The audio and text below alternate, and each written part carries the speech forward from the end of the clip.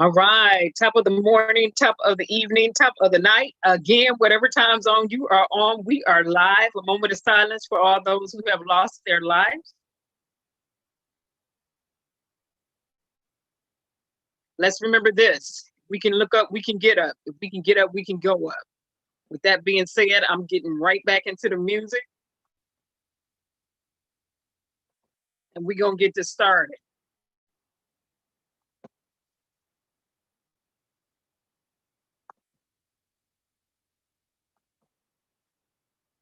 Let's get back to it. You know I don't believe in being stopped, so let's go.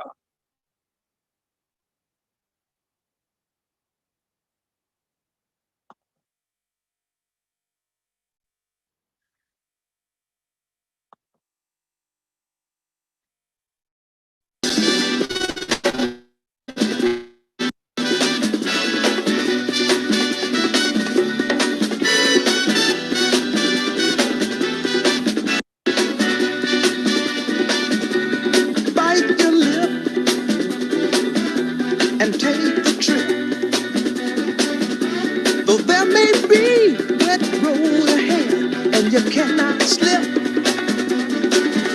Just move on up. For peace you find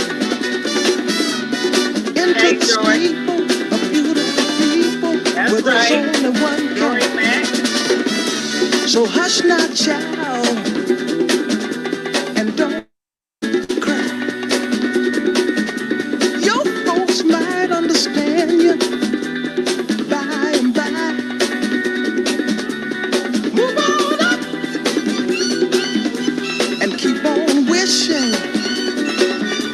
Remember your dream is your only scheme, so keep on pushing.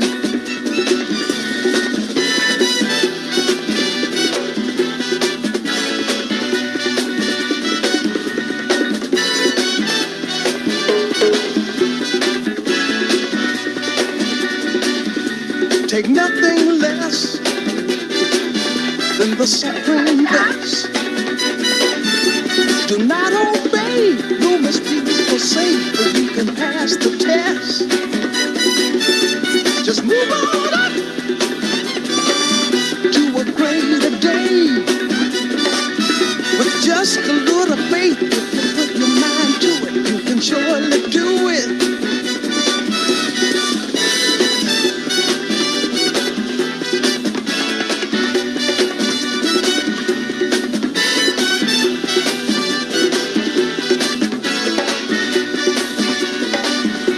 Just move on up. Move on up. Now my other video, the sound move on up. Watch out, just move on up. Y'all moving like a Trojan horse window. Move on up. Move on up. Microsoft, let me be specific. Y'all move like a Trojan horse.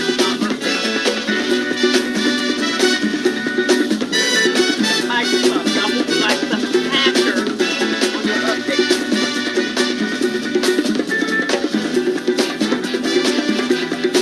Y'all moving like straight back door.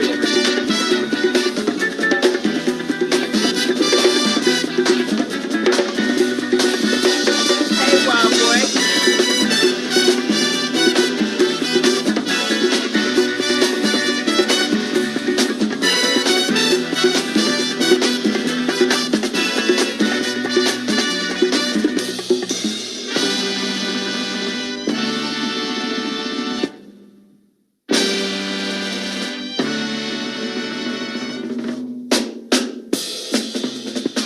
And pull back on that breakdown. Phone. All right, let's get to the other stuff, though. That pull back on that breakdown is funky. This is no nonsense news tonight. It's cold, and you know it is. All right. Windows updates, Zoom updates, YouTube updates. Windows on their updates for their operating system. Let me be specific. Microsoft, the sole proprietor, y'all update. When you update, y'all be moving like some hackers. Y'all be moving like some straight up vicious hackers on these updates. Y'all updates be moving like a Trojan horse. Override your system. Taking control of the system. That's the way y'all be moving with Microsoft. Y'all gonna end up getting sued. Let me say it again, Microsoft. The way y'all update, you end up getting sued. You've been doing this for a few years now. Oh, let me go back up into the title. You see the title. This is No Nonsense News. Cha-cha, I see you. Hey, cha-cha. What's going on? Mac, Bushes, we back.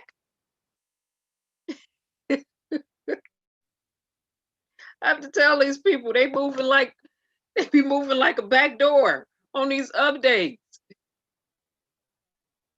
Come on. No nonsense news tonight. Y'all moving like some back doors. I want to hear this info. You got Microsoft with their updates. You have YouTube, Google, and let me be specific, as a distribution platform with their updates. You got Zoom with their updates. I got HP, Hewlett Packard, with their updates. Everybody trying to update at the same time, and it's not cohesive. This update is knocking out this update, which is knocking out that update, which is undoing this update, which is undoing that update, to the update, to the update. Excuse me. Could y'all hire some software programmers who know how to write code and test the code and run the code before y'all push these bogus updates out? Let me do my disclaimer. Parental consent is needed. This content can only be utilized with my express written consent in its entirety or part.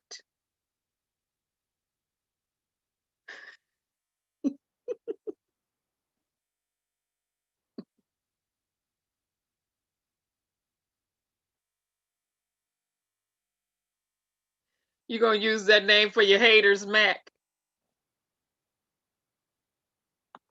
Well, let the haters do what they do. Sit on the sideline, spectate, and hate on.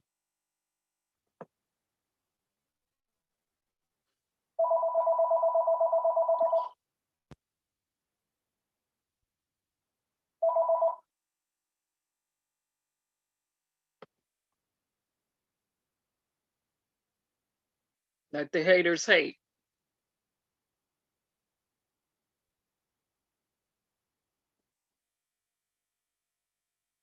Hey, honeybee.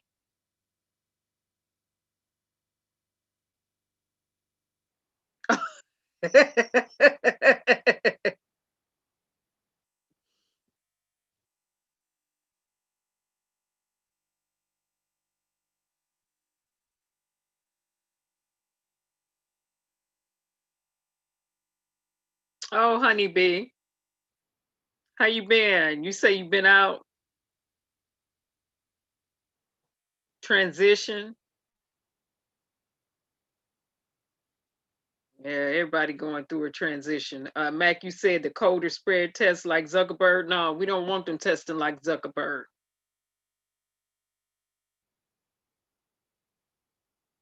Zuckerberg is a intellectual property thief. And that's just the fact. This is no nonsense news. So you get it no nonsense news style tonight, which means we don't have time to be skirting and sugarcoating around nothing.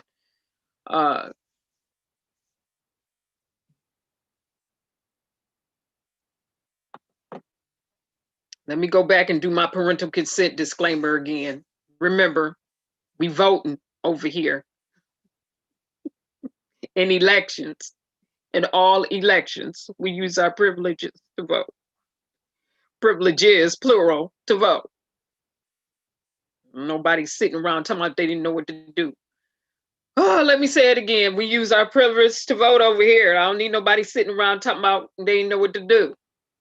No nonsense news tonight.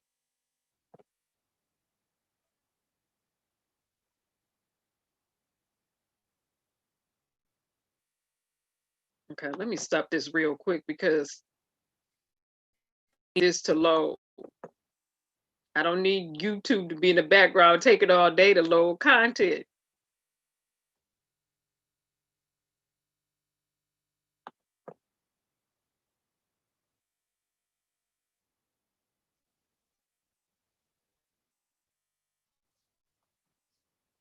All right. So let's go back to Breonna Taylor because she first. What you say, Wild Boy Mac haters gonna hate?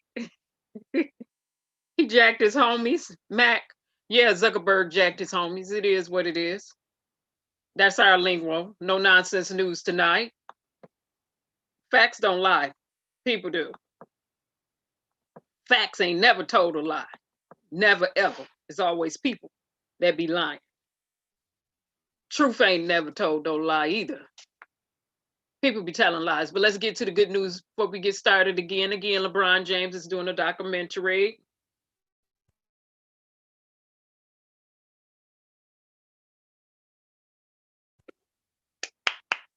Good news.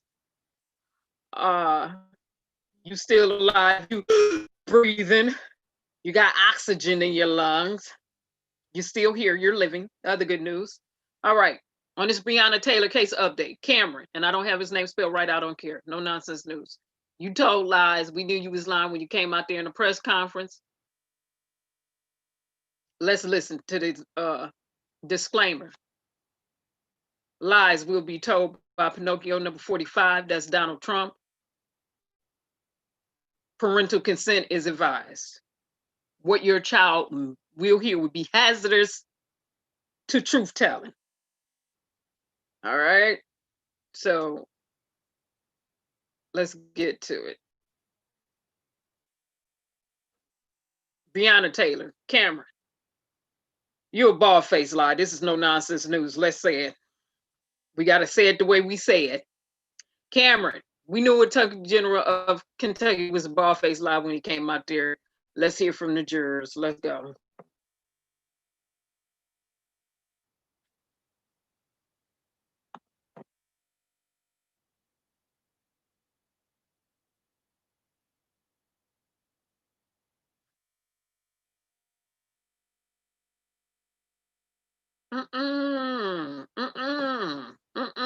No, let's go back. Come on, CBS.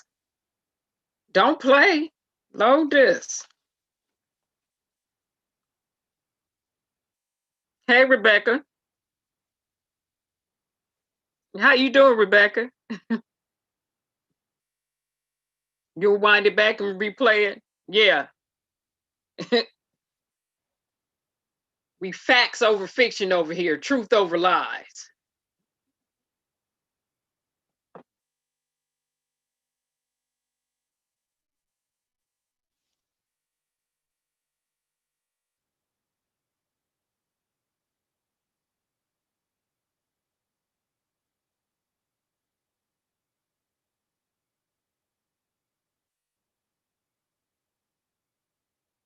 We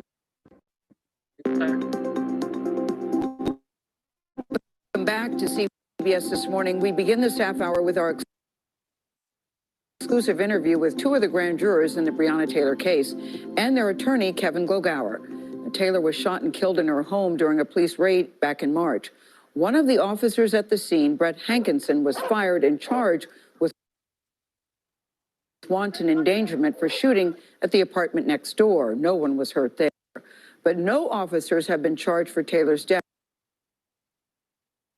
And at least one of the officers involved has defended their actions. The jurors told us authorities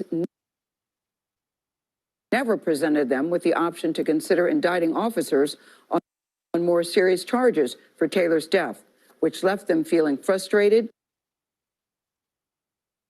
disgusted, and even betrayed. Now, we're not revealing their identities at their request for their safety.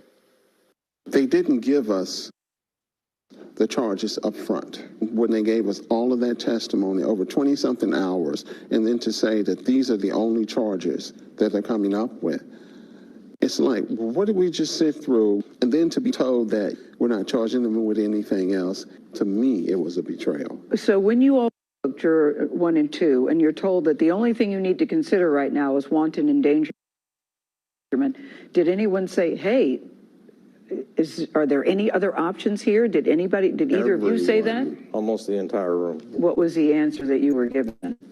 Basically, in a nutshell, they said there were other possible charges that we considered, but nothing that we could make stick. They never gave us the opportunity to deliberate on anything but the charges for Hinkelson. That was it. As a matter of fact, when they announced that those were the only charges, it was an uproar in that room.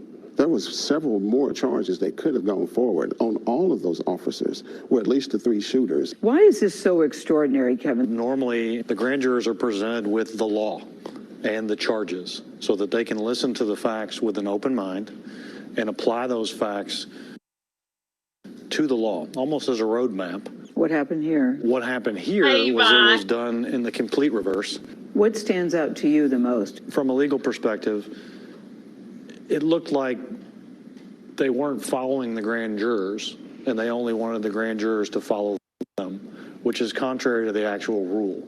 Grand juror number 1 and number 2 say what prompted them to ultimately speak out was that press conference held by Kentucky Attorney General Daniel Cameron, which they insist falsely represented their position on potential indictments for the officers involved in Breonna Taylor's death.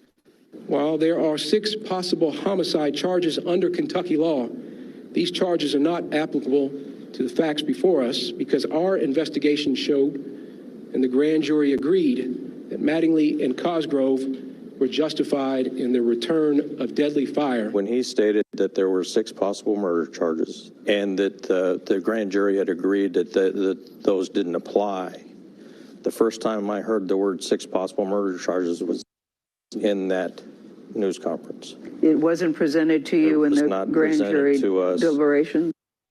No. And personally, when I do something, I take responsibility for it. We had not done that. I really felt that. This was all Cameron. This was up to him. We didn't get a choice in that at all.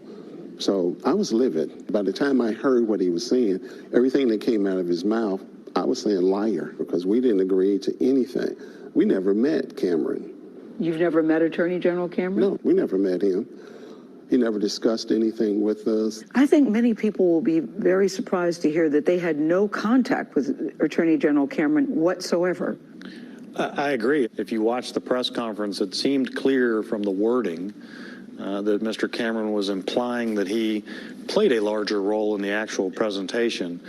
Is that normally how it works? Well, the Attorney General in Kentucky doesn't normally present cases to the grand jury. But I think to answer your question, Gail, generally the highest person in the office would at least come introduce themselves to the grand jurors. Do either of you think there was enough evidence to present charges of murder, attempted murder, manslaughter? Yes, I think there was. Yeah, I mean, just all of the evidence there. As we were listening to it, we were sure this was leading up to something like that.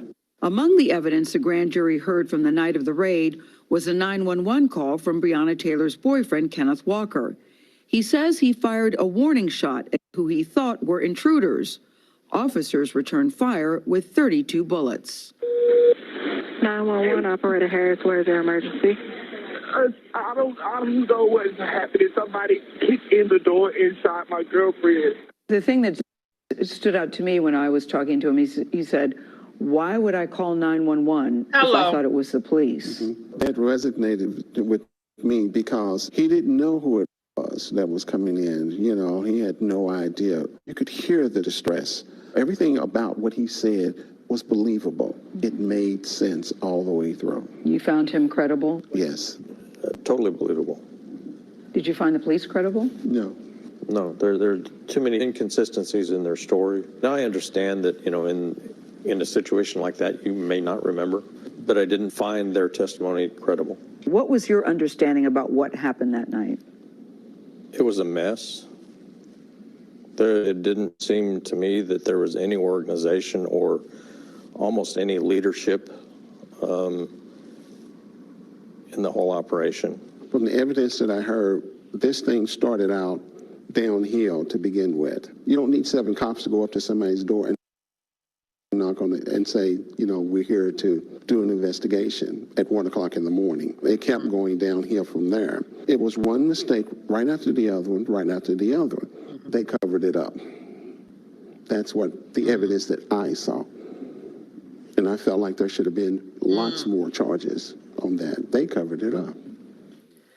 Now, later this morning, former Louisville officer Brett Hankinson is scheduled to be in court for a pretrial hearing on the wanton endangerment. Let the record show, because when Cameron came out there, this no nonsense news. I said it listening to the press conference, and then the people that get offended who don't like facts need to get this truth serum. People always want to be in the bush just hiding. And then they want to post after live, hours after pontificating. No, this and that, this and that. No. When Cameron came out, we watched it, we listened. And the first couple of seconds into it was like he a lie.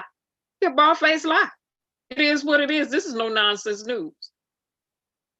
He did nothing to present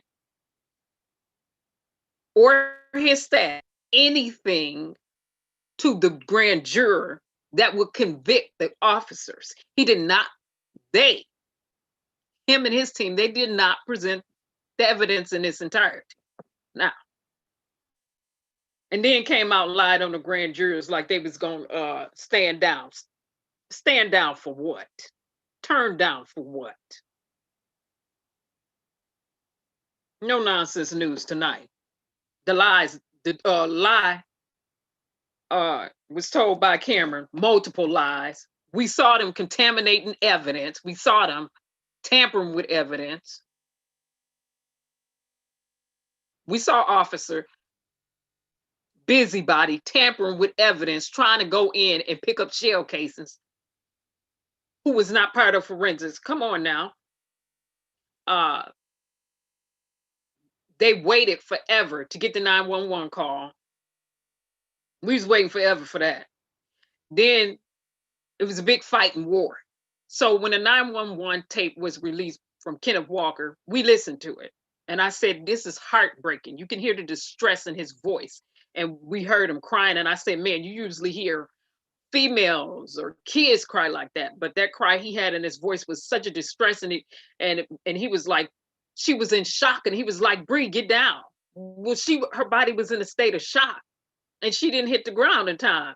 She hit the ground after them bullets hit her body. She didn't have a choice then.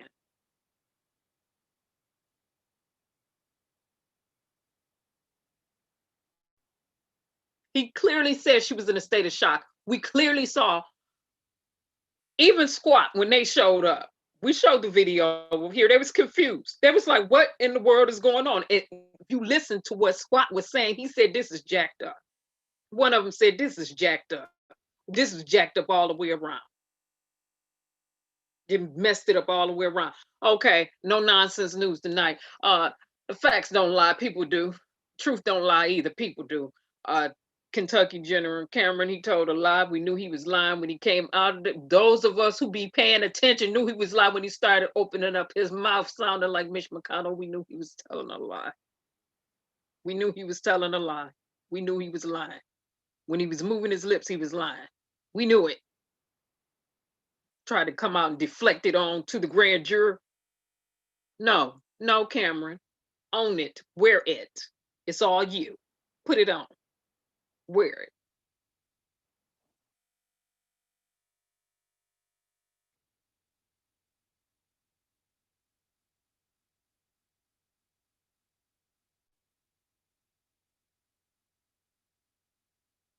You wonder why he said they were shooting Yvonne May? You know what? It was a lot of lying going on. Right, Mac. You said ain't no kumbaya.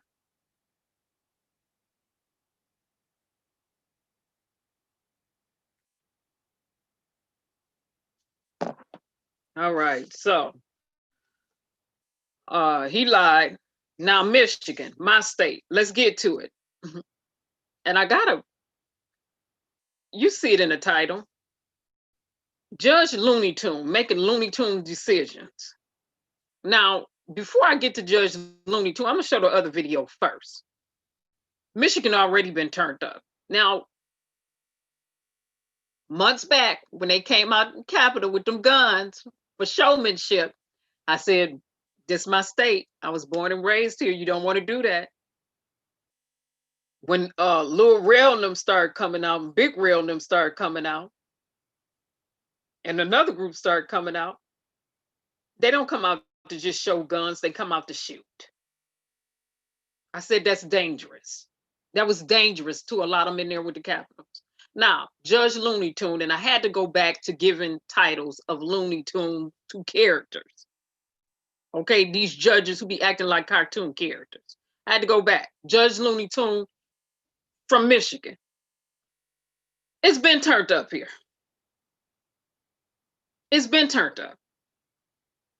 But the difference is the turn up crew are not out marching around with their guns. They out shooting, doing what they do. And because you provoked them with all that foolishness up there at the Capitol and they didn't get arrested and they should have been, I said, when the other group come out, you're not getting ready to stop them from shooting. And you're going to be right there and they still going to be shooting. You don't do that here in this state. That's what you don't do. You don't let groups run around with guns while the other group's sitting back watching like, oh, really? So y'all got guns? All right. Let's see what the gun can do. So Judge Lonneytune is allowing guns to be at the polling sites in Michigan. Again, Lil Rel them and others, not being facetious or funny, they gonna start showing up to some polling sites and you ain't gonna know what to do. You're gonna be shook. But see, when Lil Rel them start showing up, you ain't gonna be able to just sit up there and talk and be all up in their face with that rah-rah. Because when Lil Rel and Big Rel and them come out, they gonna be shooting like they've been shooting in Michigan. Oh, goodness. Let's get to my state real quick.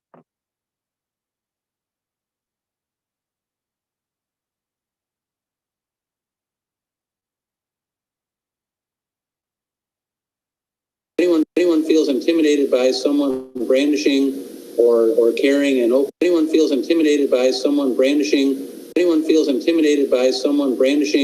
or carrying an open weapon, then there's already statutory authority to take care of that problem. Court of Claims Judge Christopher Murray blocking Secretary of State Jocelyn Benson's ban on open carry at the polls, pointing to a state law that prohibits voter intimidation. There is a space within which we have exercised authority to protect and promote the right to vote for all voters in all polling locations, all clerk offices, all AV county boards. Assistant Attorney General Heather Meingas says her office has received numerous calls from poll workers and voters afraid of what could happen on Election Day. Attorney Dean Greenblatt says the case isn't about possible voter intimidation. This case is not about the fragile state of mind of 21 voters and what the secretary envisions as the appropriate level of wokeness by voters. It's the question of raw abuse and assumption of power not authorized by law. Reaction pouring into the TV5 Facebook page, some agreeing with the decision. One saying another win for the Constitution, and others believe it was the wrong move, saying how stupid of the judge to do this, and glad I already voted. Attorney General Dana Nessel says she will appeal today's decision. I'm Jamie Sherrod, WNEM TV5. She did. She appealed it. She submitted her work for an appeal. Well, let me say this again, because I was born and raised in Michigan. Again, you got a nice little group showing up with their guns and they threatening people and talking and stuff like that. Not saying they won't shoot, but when the other groups show up, they shooting right off the bat. They ain't getting ready to ask you nothing. Flashbacks to a couple of months ago when the incident occurred in the urban city in Michigan, and the police was right there, and they talking about they didn't know what to do. They, they was there first, and they still didn't stop them bullets from flying in the air. They let Michigan get them rounds off with the cops right there. They didn't give a doggone. Somebody started shooting to break up a fight. Somebody thought they was being shot at. And then everybody thought they was being shot at, and they weren't just dropping, stopping, and rolling. They started shooting back. It's Michigan. Quit playing. Now, Lil Rail and them started showing up. When they show up with their guns, I want to hear, I don't want to hear Judge Lonneytune, decision maker, come out and say, because this is no nonsense news tonight, I'm gonna, uphold the ban on guns being at the polls now. No, don't do it then. And don't think they're not gonna show up, because they are. Don't think they're not gonna. Y'all tried it at the Capitol, and then I said, okay, you trying it, and then another group showed up and walked in, a representative in the Capitol with their guns, and they was African American and some Mexicans. I said, you trying it?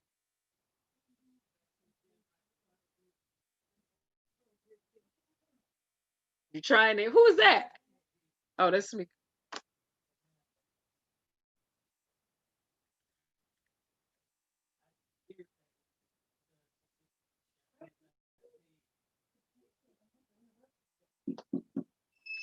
Hey, I'm on my live. I know, I told her. I said, I thought you were over by now.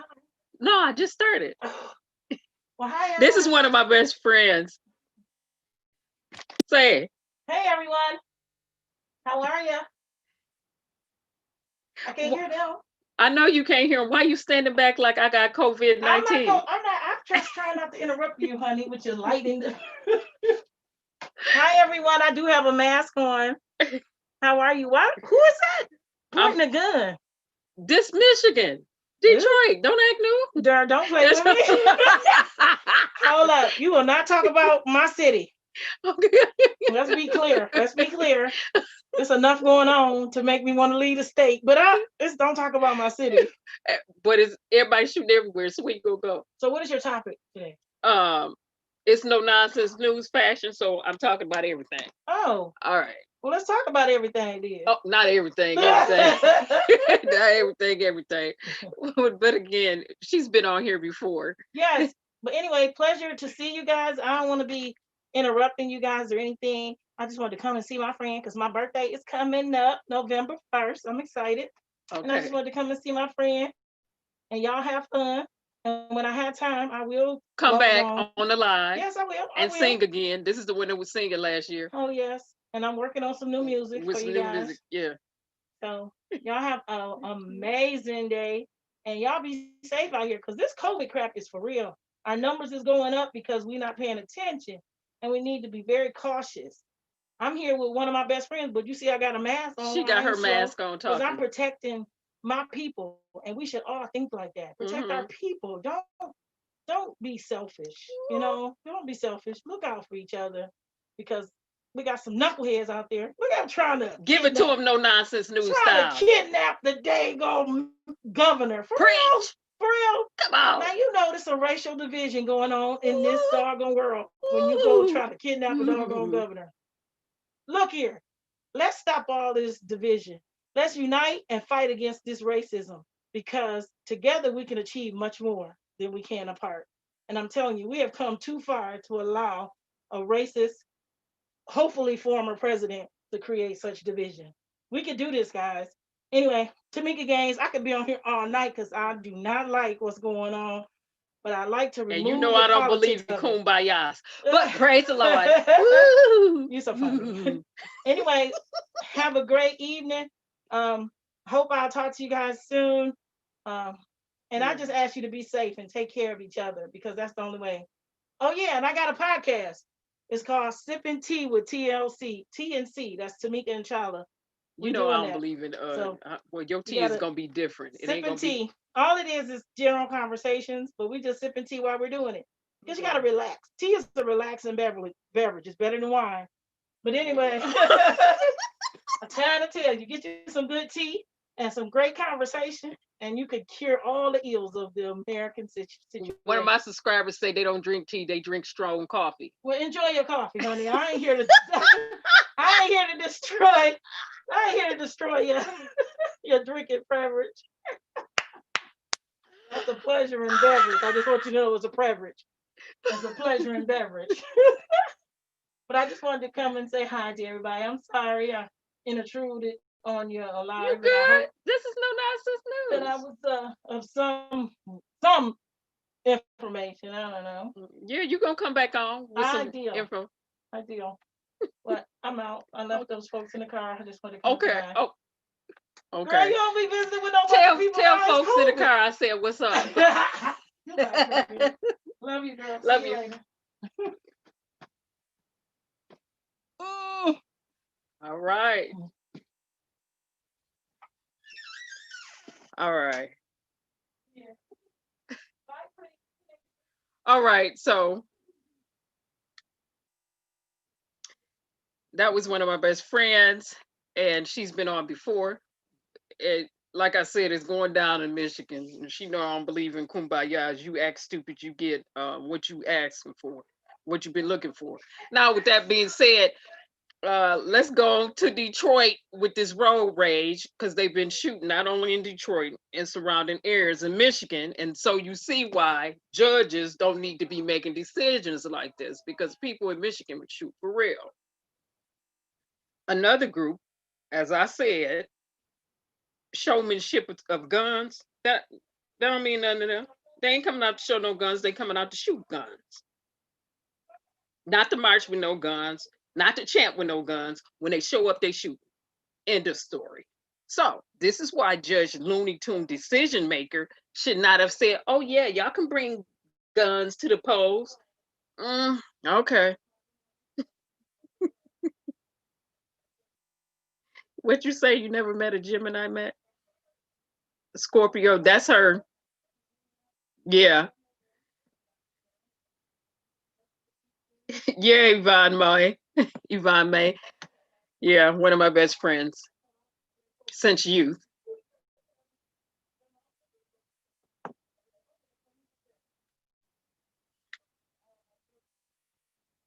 Yeah, Amira and Alicia, this is so incredibly frightening. Michigan, One this man us. pulls out a cell phone and starts shooting video. The other man pulls out a gun and starts shooting. Now, Dearborn police need your help to find him.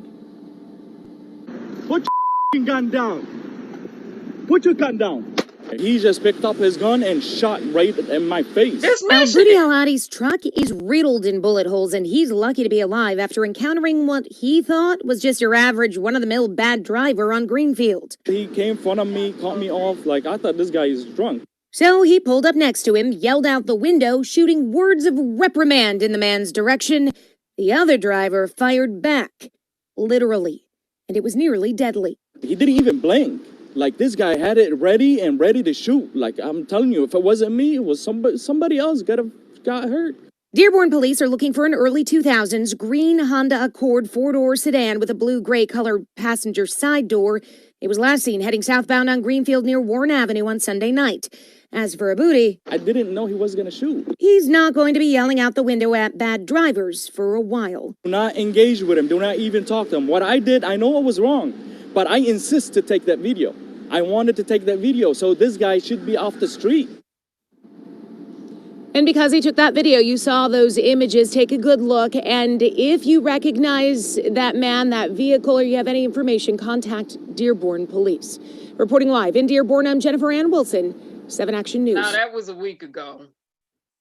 Yesterday, it was another road rage incident, and the police was going round and round with this woman and the male passenger. Yeah, Amira and Alicia, this is so... got out the car. And this is all Michigan. Again, I'm not trying to be funny, but what you don't do here is provoke the people that's ready on go to shoot. Now, again, little real them and big real them, when they showing up, they gonna go. They locked and loaded. Well, they ain't even locked. They just loaded, ready to shoot. So For judges to be making decisions like that here, and for people to come in and try to play knucklehead games or ignorant tail games here, it's a whole group that you have yet to see that when they step out, they shoot. They're not coming to carry no gun and do no patty cake marching and protesting. They coming strapped up and they coming ready to shoot. It's gonna be on go. It's Michigan. Judges should not be making decisions like that here. Pinocchio 45 should not have been stirring a pot like that here. This is not the state to do that in. Like, you let the other group come out there and parade around and do whatever. Now, when the other group show up, they ain't gonna be parading around. They're gonna be on go with a lot of ammo. So, right, George, too many games. Don't nobody have time for these games.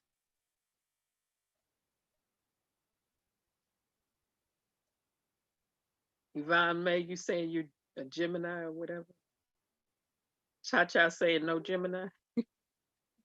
I don't do zodiac signs like that, but I'm reading the chat now. But no nonsense news. Again, I had to go back to giving judges Lonneytune titles. Judge Lonneytune, what you doing? Because if they roll up on you, what you gonna do? Judge Lonneytune, decision makers. If they roll up on you, what you gonna do?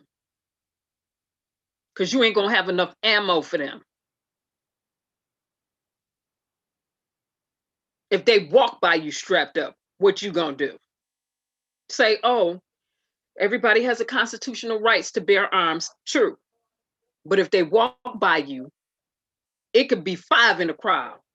Will you still have that same sentiment? Everybody who's sitting there talking in the state of Michigan, y'all gonna still have that same sentiment? No, y'all gonna be scared. Like I said, and you roll down the wrong street in the state of Michigan, you may want to back up out of it. Okay.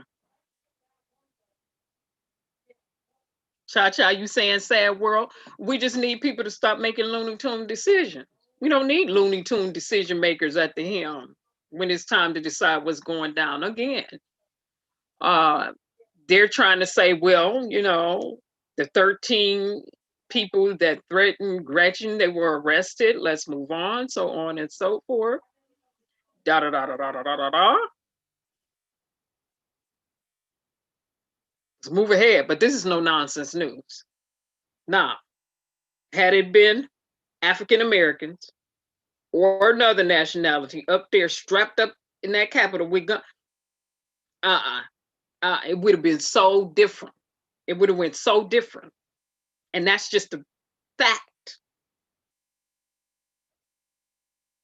That's the reality of the situation. I'm not going to hold it up. That's just how that would have went down different. Way different. Again, like I said, these judges sitting up here making these decisions, but you let somebody show up and then they're going to get scared. They're going to be scared. But when Lil Rail and them show up, and I'm not being facetious or funny, like I said, they shoot. They ain't asking you no question. They ain't talking to you. They're not doing no kumbaya and chanting. This is Michigan. They shooting. And they have been shooting all year. And after they left that Capitol building, they started shooting more and more and more and more. They on go. While everybody else is on slow and talk mode, they on go mode. So again, no nonsense news. Judge Lonneytune, y'all need to stop. The steal, Trump, let's get to him before we get off into his hat. The liar, Pinocchio, number 45. All right, single people who earned around 18,000, they'll pay up to at least $780 in federal taxes, right? So you're getting ready to hear him lie and talk about taxes. That's why I got it up here before we even get to what he's getting ready to say. Disclaimer, he getting ready to lie. Okay, 2017 income tax return, $750 is what he paid. This is how he paid what he paid. This is what his accountant and his attorneys, this is the breakdown that they gave to New York Times, who was able to acquire this information via Freedom of Information Act and the request that they put in a long time ago, and they finally were able to get something. They've been getting more and more information. Well, here it is. Before we even get to him getting hacked, because like I said, he getting ready to lie. The art of the steal, remember we did that.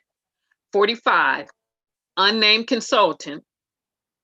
He paid $747,622,000 in fees to an unnamed consultant, and that amount was the amount that Ivanka and the public disclosure form shows that she received from a co-owned consulting company. We saw that, and I have master thief up here. Should be master thieves up here. We saw that. So Pinocchio is getting ready to do what Pinocchio does. He's getting ready to lie. No nonsense news tonight. Facts don't lie, people do. By the way, he didn't use $2.5 million on this one line item of taxpayers' money running around to his own casinos, hotels, and everything else. I said at the end of the day, a couple of weeks ago, at the end of the day, what's going to be found out on this one is racketeering, amongst some other things that we already know. That's why he impeached, because he broke the law. U.S. laws, right? That's what he broke, right? Okay. Let's get to this Pinocchio. His campaign website was hacked.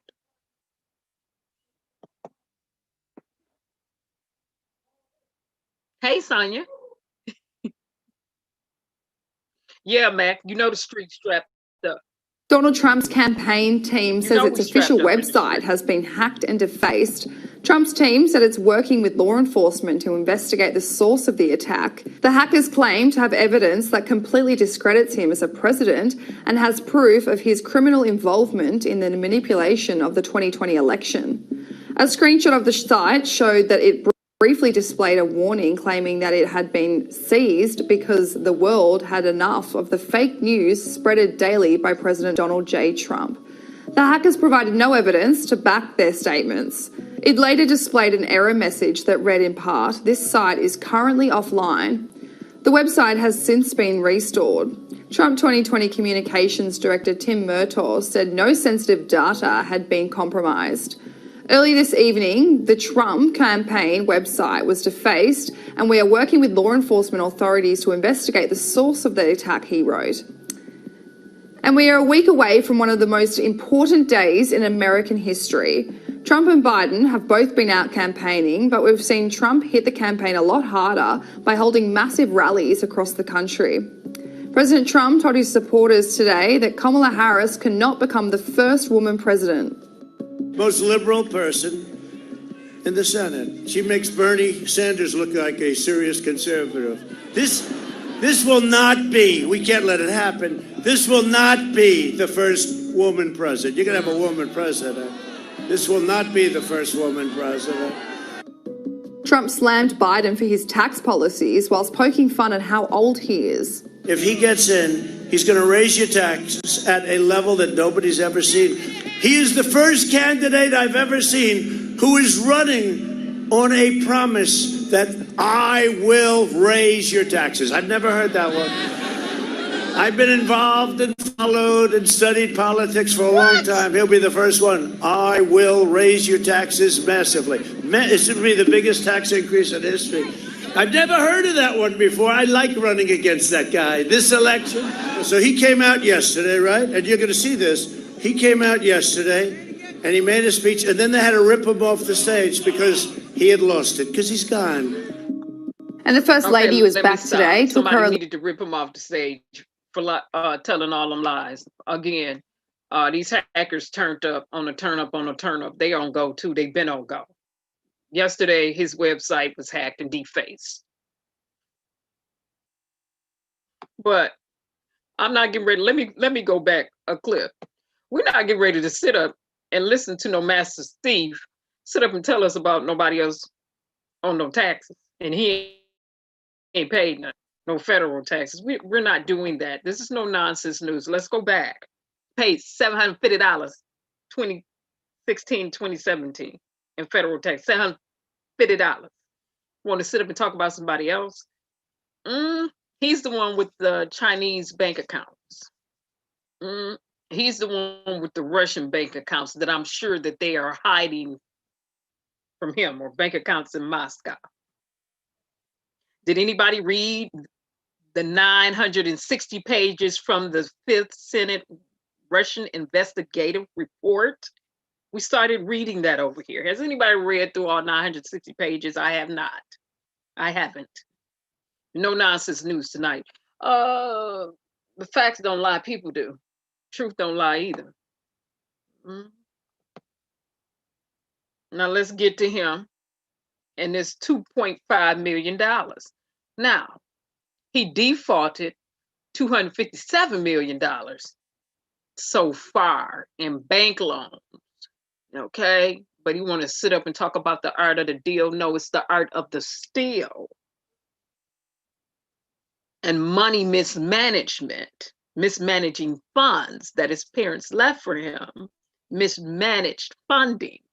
And people want to run out and talk about, oh, he's a great businessman who filed bankruptcy 9+ times from his businesses. But he's a business guru? No, he's a master thief. No nonsense news style tonight. We got to make it plain. We're not sugarcoating it today.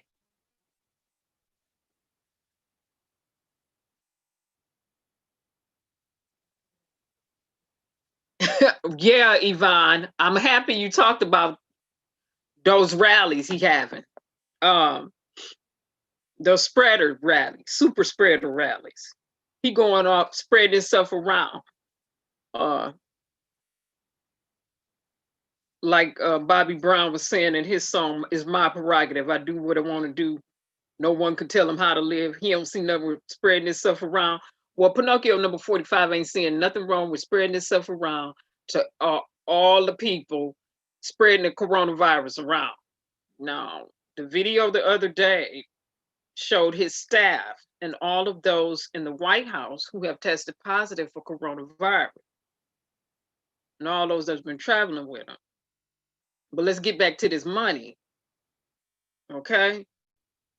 And what he defaulted in his loans, because he owned the bank, which shouldn't be surprised to nobody because it's no nonsense news style tonight.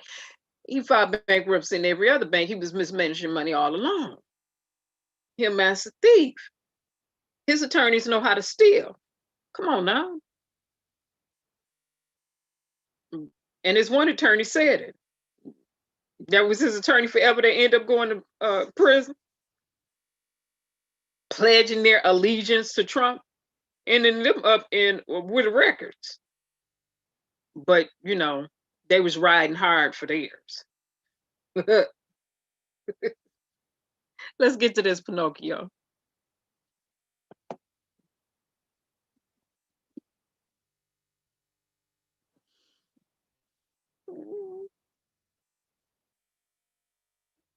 Now to those two new reports on President Trump's finances, claiming he failed to repay millions in loans as a businessman, and that while in office, he funneled millions of taxpayer dollars to his properties like his private Florida club, Mar-a-Lago. Our senior White House correspondent, Cecilia Vega, has those details for us. Good morning, Cecilia. Robin, good morning to you. Yeah, you know this. The president calls Mar-a-Lago his winter White House, but this morning there's a new report suggesting American taxpayers have been footing a very hefty bill for all his trips there. Since taking office, President Trump has made 300 trips to his own hotels and clubs like Mar-a-Lago. And this morning, the Washington Post says those trips have given his private businesses a big boost to their bottom line. According to the Post, the businesses charge for everything from ballroom and golf cart rentals to candelabras, decorative palm trees, and pricey bottles of booze, all to the tune of more than $8 million. The Post says taxpayers ended up footing the bill for at least $2.5 million. Also, let's pull that back. Let's pull it back. Hold up.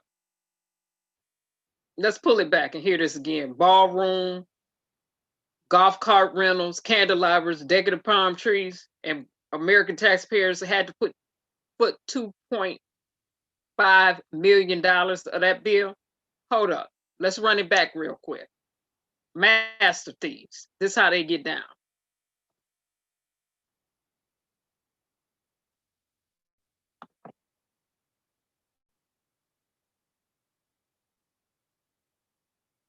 Pricey bottles of booze, all to the tune of more than $8 million. The Post says taxpayers ended up footing the bill for at least $2.5 million. Also this morning, the New York Times reporting that while President Trump used his reputation as a billionaire businessman to help propel him to the White House, as a businessman, he failed to repay some $287 million in loans, the vast majority for a massive skyscraper project in Chicago. The Times says Mr. Trump borrowed more than $700 million to fund the construction. He highlighted it on his show, The Apprentice. I intend to erect a modern masterpiece of steel and glass. But no matter how hard he tried to hype it, in the midst of the 2008 financial crisis, condos didn't sell, storefronts remained vacant, and according to The Times, the Art of the Deal author walked away from his debt. But rather than stay in the red, The Times says Mr. Trump got a series of loan extensions, even suing his bank, ultimately ending in a private settlement, the bank largely letting him off the hook. The Times writing, rather than warring with the notoriously litigious and headline-seeking client, lenders cut Mr. Trump slack, exactly what he seemed to have been counting on. Now, New York's Attorney General reportedly investigating whether this and other maneuvers aimed at skirting taxes broke the law. This after the Times reported President Trump paid just $750 in federal income taxes for at least 2 years since winning the White House. President Trump famously refusing to release those tax returns. First of all, I called my accountants under audit. I'm going to release them as soon as we can. I want to do it. But an audit does not prohibit him from releasing the returns. He could if he wanted to. And President Trump just tweeted, he says that he made an appropriately great deal with numerous lenders on the Chicago Tower, asking, doesn't that make me a smart guy rather than a bad guy?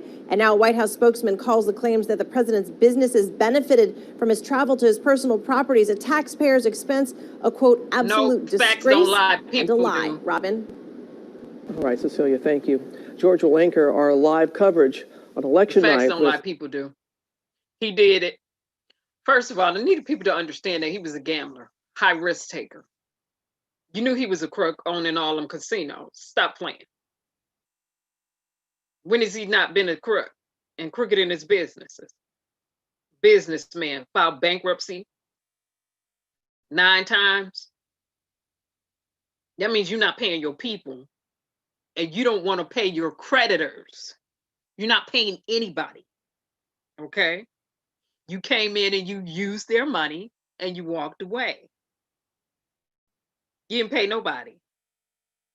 And your businesses always come back being in the red, but you got money to go pay taxes up in China and Moscow and everywhere else. But over here in the United States, over here, you're always in the red. No, you a gambling hook and crook. That's what you are. Straight up con man. Look, the USA.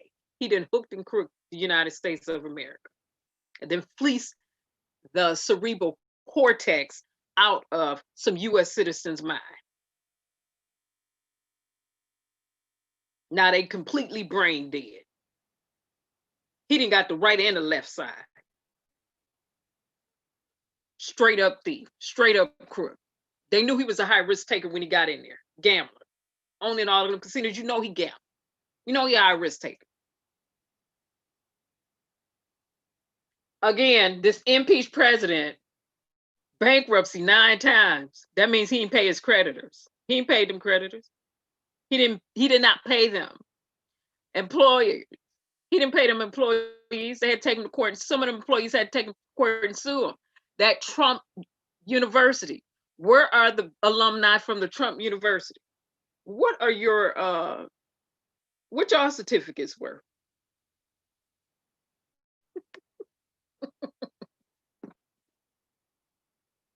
A born crook. That's how you said, a born crook. Mac, you said that was his plan from day one? And people gonna be offended. Trump supporters gonna be offended. Don't get offended. Scratch your behind and get glad. Scratch your boom says and get glad. He fleeced the amygdala. He fleeced your amygdala. He fleeced the cerebral cortex out of your mind. That's what he did. And you allowed him to do so. Because y'all weren't paying attention. Like one of my best friends just said. People don't be paying, they ain't been paying attention like they should have. They've been sleepwalking.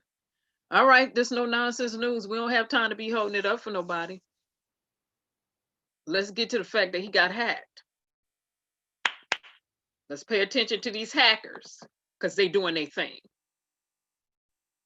Now to those two new reports on President Trump's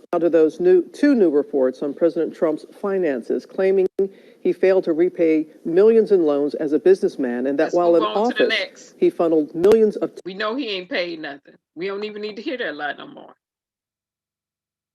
We don't need to hear the lies no more. Trump's campaign website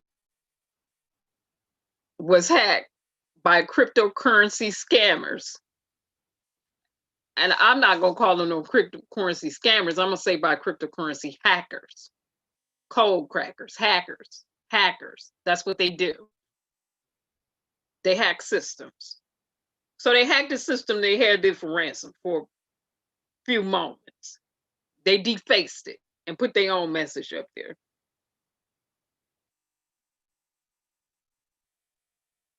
So for his campaign website, they took all his information down, put their own information up there, and was holding their site for ransom yesterday. But what did we say over here? Hackers don't just start hacking when they hit your system. They practice. They've already been poking around. Eliza, these are some high-profile attacks on some high-profile events. What exactly? Eliza, these are some high-profile attacks on. Eliza, these are some high-profile attacks on some high-profile events. What exactly happened here? Today, the U.S. Justice Department dealt with attacks between 2015 and 2019. They were carried out allegedly by members of Russia's military intelligence unit, both current and former. And these attacks ranged from, targeting the French election to the 2018 Winter Olympics to knocking out Ukraine's power grid and the devastating NotPetya attacks, which spread malware around the globe and led to billions of dollars in damages. So this was the U.S. calling out hackers for engaging in destructive and sophisticated attacks as part of a broader national security strategy aimed at enhancing the U.S.'s national security in cyberspace. So my first thought is clearly hack threats from Russia are alive and well. Should we be worried about the election coming up in a couple of weeks? Speaking today to the press, the Department of Justice's national security lead said that this, exact indictment wasn't particularly intended to send Russia a message about the election. He said, based on the evidence that he has, the U.S. should be assured that there will be an election where the vote count has integrity and Americans should be able to trust that their votes will be counted as cast. However, if you look a little bit deeper, there are clear connections between this indictment and the election. So, for example, the Russian military intelligence group that's named in this indictment has also carried out hacks on the 2016 election. One of the people, the defendants named in today's action, has previously been indicted by the U.S. In part of the indictments related to the 2016 hack. And the other thing is that recently we heard from Microsoft that attackers that are associated with this military intelligence unit were caught sending phishing emails to political targets related to the election. So these charges aren't exactly about the election, but security types are definitely scanning them for details about what Russia could be up to, trying to understand Russia's tactics, anticipate what we can see and expect to see in the coming weeks. So the bottom line is the threat on this upcoming election is very much alive. Is that what you're saying?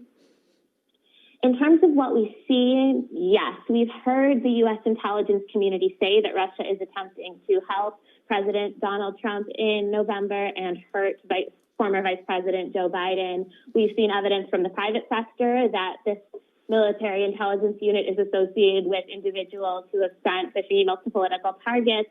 And we've heard from Facebook and Twitter that accounts linked to Russian troll farms that interfered in the last election have been active weighing in on this election. So we are definitely seeing evidence of some Russian activity. But even in the face of that, so far the U.S. intelligence community has said and been clear that the integrity of the vote count remains secure. All right. Now I'll say this again. Some Chinese were arrested this week in regards to hacking. Russians were arrested. This was from a while ago, almost a week and a half to 2 weeks ago, with the Department of Justice charging the 6 Russian hackers. However, that has not stopped Russia from hacking anybody. It's not stopped anybody from hacking anything. Now, who defaced Trump's website? I don't know. Okay. But we do know everything leaves a digital fingerprint. We know that for a fact, and you can trace it back to the very electronic device as well as the time that it happened. Period. That's what forensics is. Digital forensics is all about. Okay. Over the network, you can trace them back. On the electronics, you should trace them back. I don't care if it is attached or if it is accessible via the internet, it is hackable. Period. Period. End of story.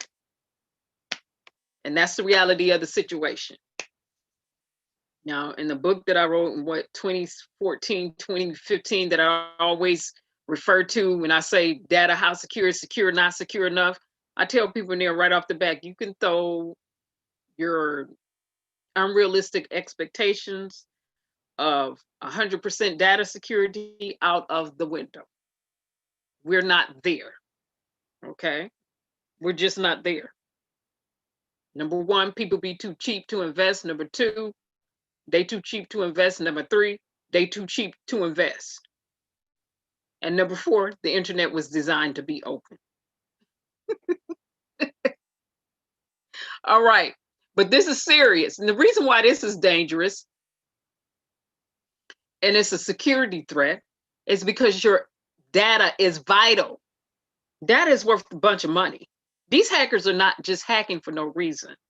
Your data is worth billions of dollars. Data is worth billions of dollars. So if your data is worth billions of dollars to the tech companies, and then the tech companies, Facebook, Google, Apple, Amazon,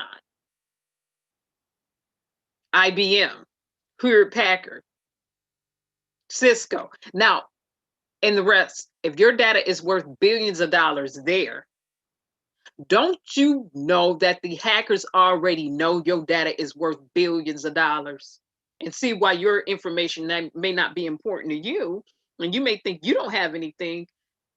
To them, you do have something that's extremely valuable, and that's your data, your information. It's worth billions. Let that resonate. It's worth billions. Even people who think, my credit score is jacked up, this is jacked up, that's jacked up. Hackers can make your stuff look perfect and pretty and use your name, your social security card, your driver's license number, your life, and everything else, and make it look good for them. As well as create W-2s and everything else in your name.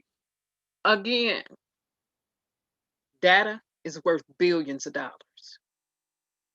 Data is big business. Hackers know that too.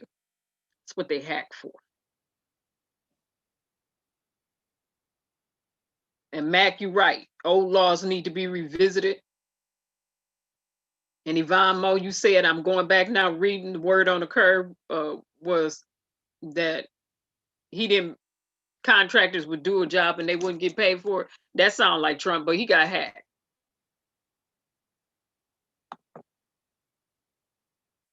All right, let me go back and go into this before I get to my educational purposes only series. Let's go. Now, again, years back we said hackers hitting power grids was dangerous. Now, Israel years ago, they did some hacking. And when they was doing their hacking, they was hitting power grids. Well, Russian hackers been playing around with U.S. infrastructure. This is dangerous. Skorsky Bear has plenty of opportunity to cause serious trouble. So why hasn't it yet? This is Russia. Again, when they hack in Russia, and in the 5th Senate investigative report, Russian hackers were in there. Russian intelligence were in there with Paul Manafort and all of the rest of them singing like canaries, giving up U.S. information, as well as Russia doing what they do, hacking. I need people to remember that when Russia intelligence hacked, their government backs them because it's communist country over there. Their networks are 100% censored and monitored, and you don't hack in that nation without the government backing you. That means the president and the government over there gives the okay for you to do your hacking. And this one was Russian intel. He was a Russian officer, not just a Russian officer. He was a spy. Not only just a spy, he's a hacker. That's in the 5th Senate Russia investigative report as it pertains to Donald Trump and friends. Now, let me make it plain because people act like they want to skate and skirt around stuff. And they act like it's not serious. It is very serious. It is very serious when hackers have your data in their hand. It is very serious when they have their medical record in their hand. When hackers have your medical record, that's serious. When hackers have your social security number, your driver's license number, any bit of information they get on you, it is serious. It is never to be taken lightly. It is not just for joke. It is not just no. No. Because they can do some damage, serious damage.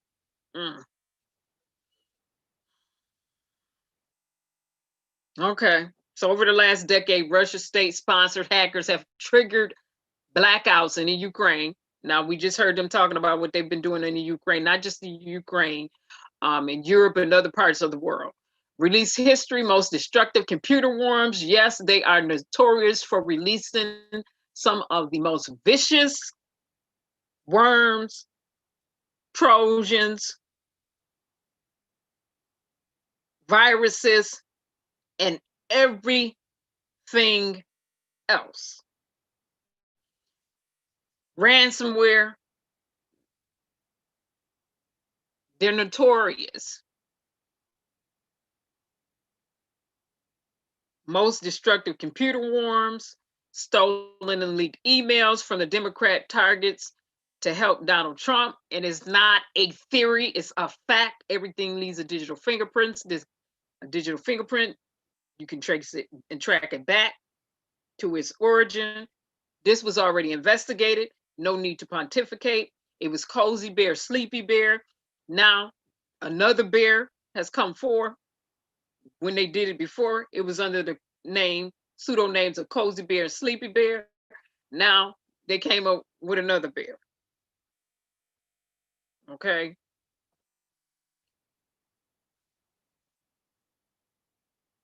But what they've been doing now is hitting switches. Okay. Sometimes hands-on the switches with access to U.S. critical infrastructure. Okay. You let them start hitting the power grids and network grids and network infrastructure. You didn't move over into a whole nother level. And again, for me, this is cyber warfare. This is warfare. This is warfare. This never should have been taken lightly by any president. This is war. It's a cyber war. Now they need to call it what it is and stop playing. No nonsense news tonight. Okay. So last week, the Department of Homeland Security, Cybersecurity and Infrastructure Security Agency published an advisory warning about the group. And the alternative name is Energetic Bear. Like I said, they didn't have Cozy Bear, Sleepy Bear. They didn't have all kind of bears. Berkshire Bear, Energetic Bear.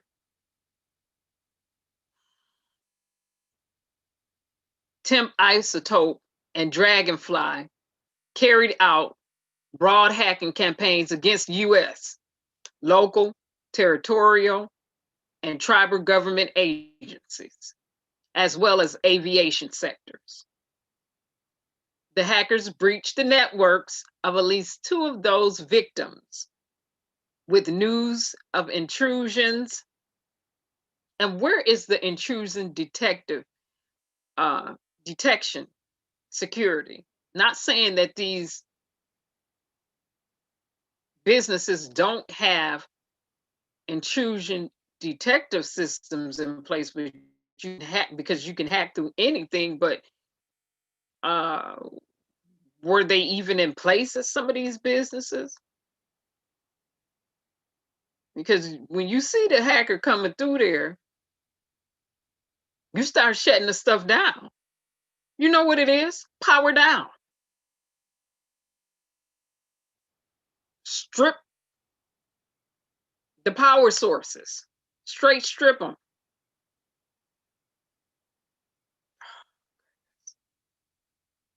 Strip your power source from the web. Your modem. Strip it. Unplug it. What's always being transmitted across the network is data. What's going through your modem and my modem right now, or our hotspot, or whatever you have, is data. And as long as that data is being transmitted and that source is plugged up, that data is there. It is always there unless you strip it from the source. Okay, that's my rant. This is no nonsense news. Again, hackers delight. Russia hacking the United States upside down. Just hacking the US upside down. And people sitting up saying, well, you know, it's not serious. It's not that serious. Trump having a relationship with Russia is not that serious. Yes, it is. Let me straighten my face up. Berkshire Bear is widely suspected in working in the service of Russian FSB, Internal Intelligence Agency, the successor of the Soviet era KGB. Energetic Bear, Cozy Bear.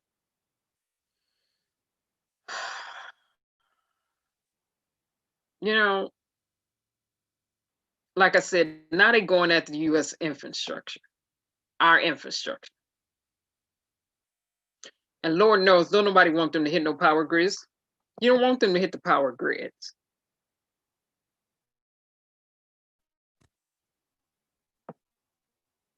But when they hit Trump, whoever hacked him defaced his stuff and said, enough with the lies.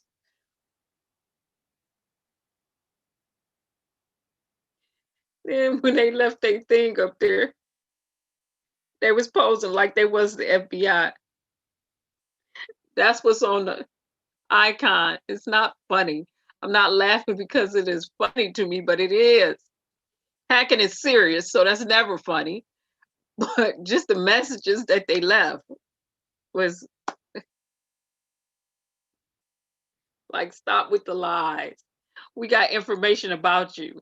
And then the news media is saying, well, it hasn't been found. If the hackers say they got the information about Trump, they got it. They had it. They got it. You don't have to guess or wonder if they have it just because they didn't reveal it to you. That's what hackers do. They get data. They get the information. That's what they do.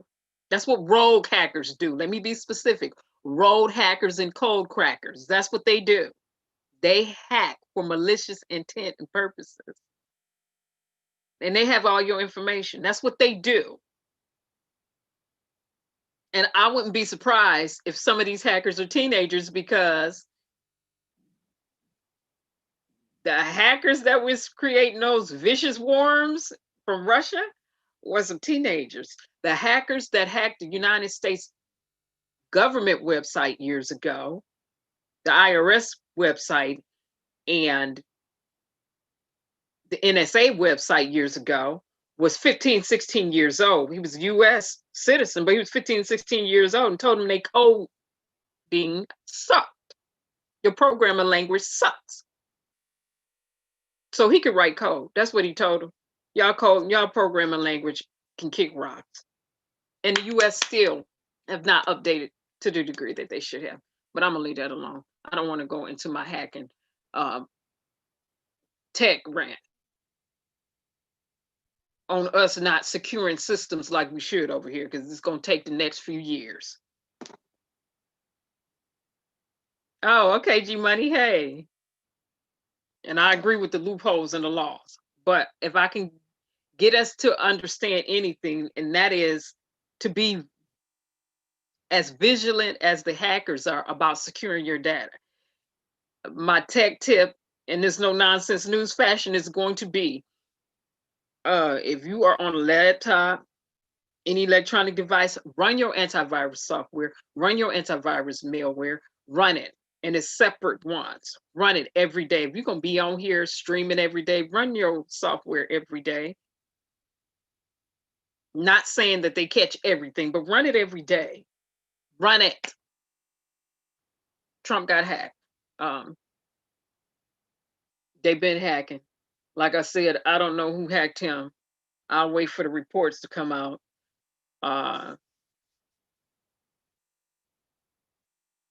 But we know right off the bat, I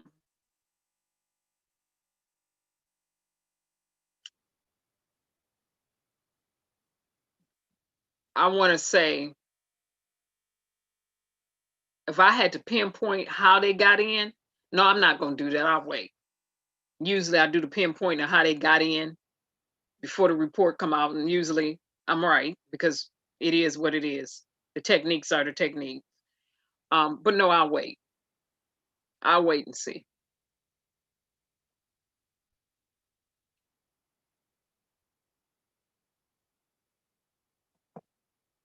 So in no nonsense news, we went there, right?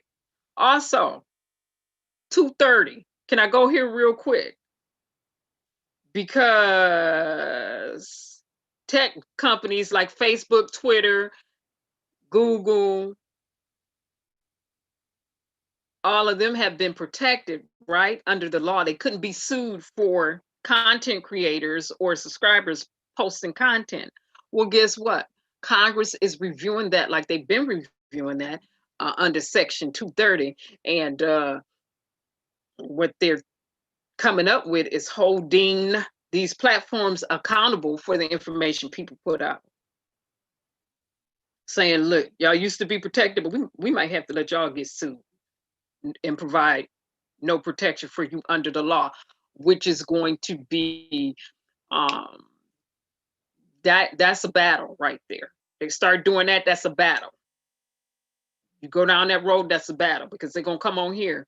For people who think they've been censored on what they're saying, you coming on here with fake stuff, fake articles, posting conspiracy theories and all that, unfounded, with no proof, no facts to back your stuff up and substantiate your claim.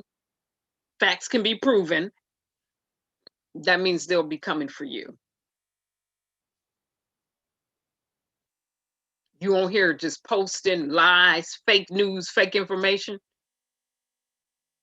what they call misleading or false information. That's what they're talking about now. They've been talking about it, but it's more prevalent now. The pressure's on. Tech companies are in the frying pan. The heat is on.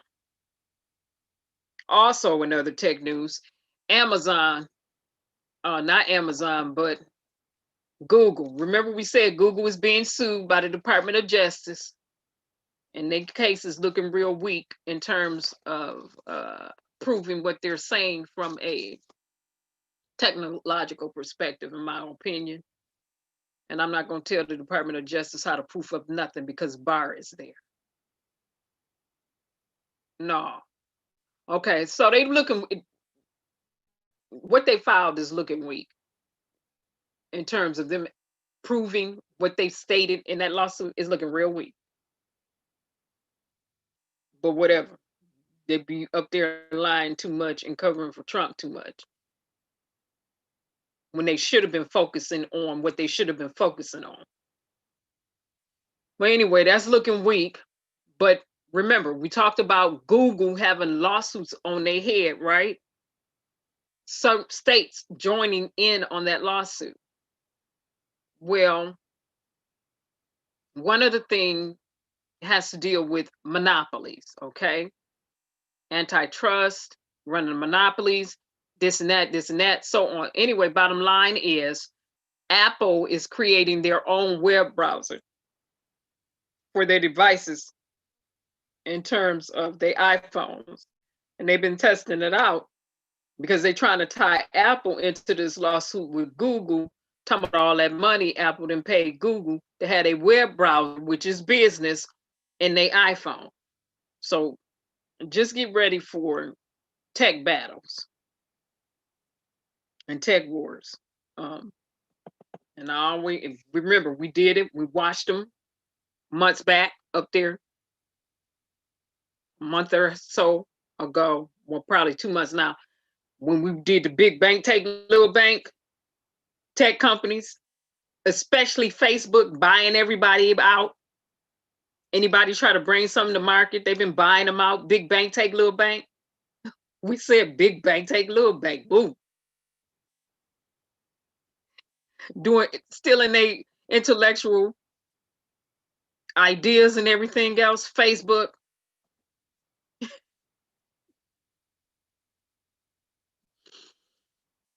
Amazon, Apple, Google, and Facebook were up there. And they all did presentations instead of opening statements. They were doing presentations like they were at tech conferences. And I got tickled. I said, big bank take little bank. Big app take little app. It's not funny. It is not funny. I'm laughing, but it's not funny. Cutting out the middle person is not funny. Stealing people's intellectual property and ideas is not funny. But what's funny is you had a bunch of billionaires in there, and it's just the way that they presented themselves. That is what was funny to me, and how they all came up and say they were innocent. We innocent. Oh my goodness. We didn't do this. We're innocent. We didn't do it. It wasn't us. Okay. So again, be mindful, content creators, or even if you are subscribed or an end user of any of these platforms, that 230, that section 230, in terms of what you're posting now, if it starts deflecting back to the platform providers like Facebook, Twitter, Google as a platform, distribution platform, which is YouTube, they really gonna tighten it up. People think they had their channels took before, had their channels taken before. Well, it's gonna be a smackdown. It's going to be a smackdown, complete permanent shutdown. So let's be mindful of what we posted up here. And if you got to write allegedly in your title, put allegedly. Me, I'm not alleging nothing. After an investigation have been conducted and it's based off facts, I'm not alleging nothing from a technological perspective. I mean, I'm not going to allege what's true and can be proven. But for the stuff that cannot be proven, you better start putting allegedly in the title.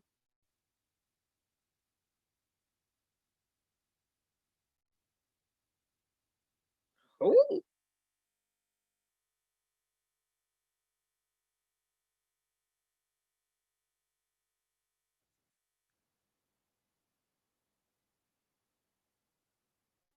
You know what? Somebody is trying to backdoor me right now. I'm not opening this. Somebody just tried to backdoor me, sending me an email message. Excuse me. That's why I paused for a minute. I'm not opening that. I didn't go to college for nothing to obtain tech degrees only to turn around and get backdoored on some little phishing scheme to have somebody fish me out via email. Stop playing. Whoever that was, quit playing. If you watching from the bushes, don't play with me like that. Don't play with me like that at all.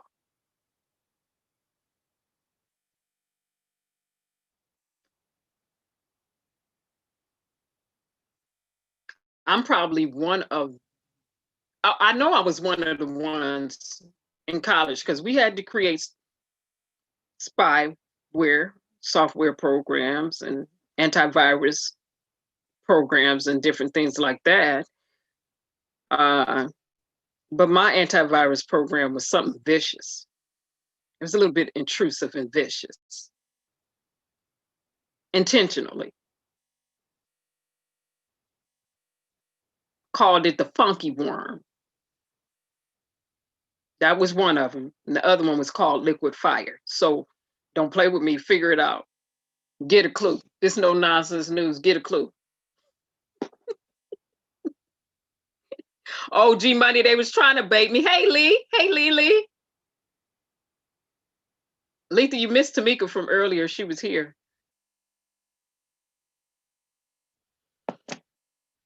But for educational purposes now,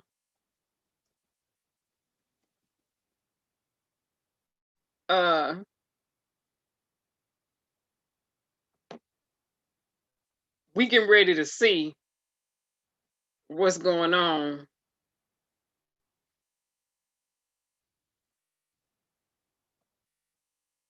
what's up with some of these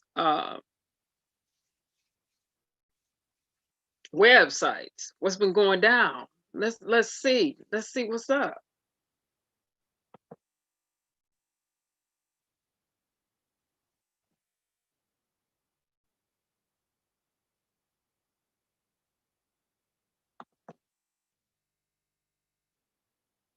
For educational purposes only.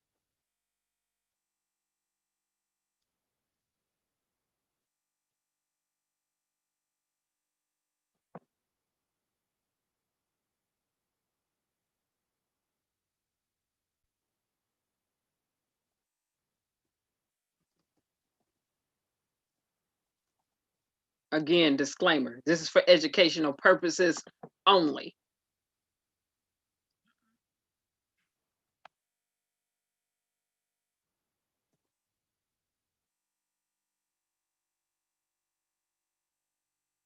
Let me break this song down.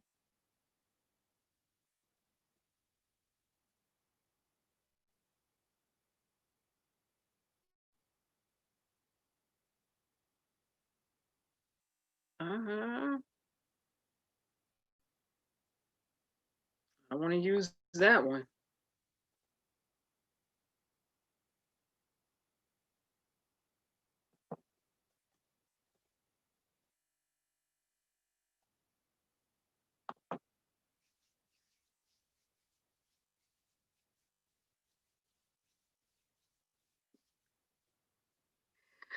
I'm laughing because I'm laughing at something that's in my mind.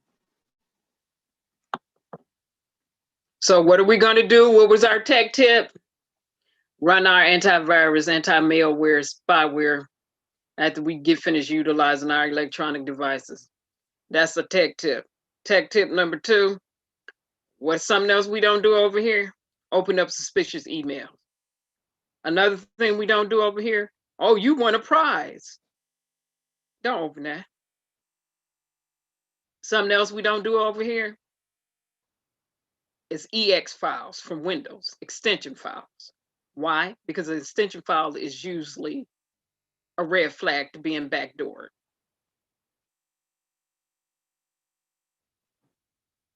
Let's go to these tech tips real quick.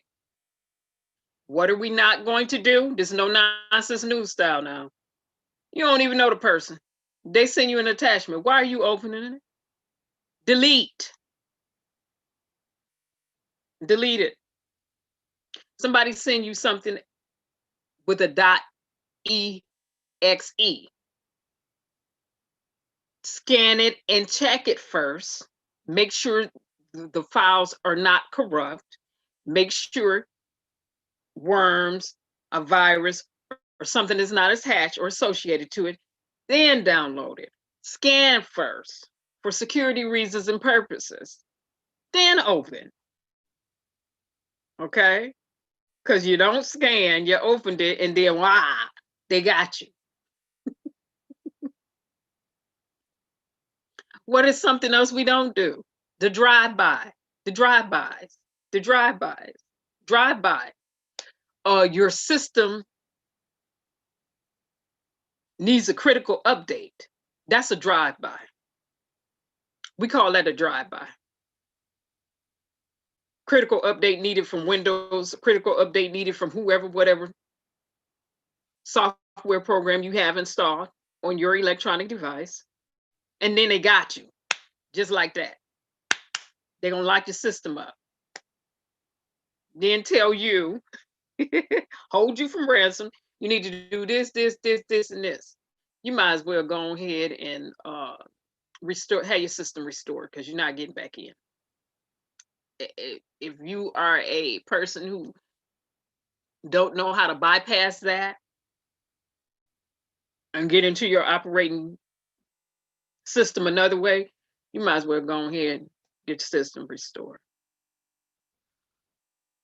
So what we don't do over here, we avoid backdoors.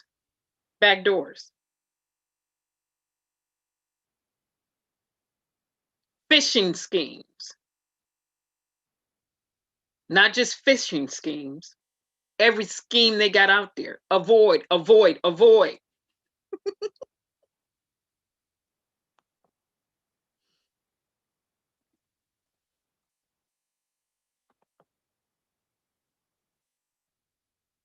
All right.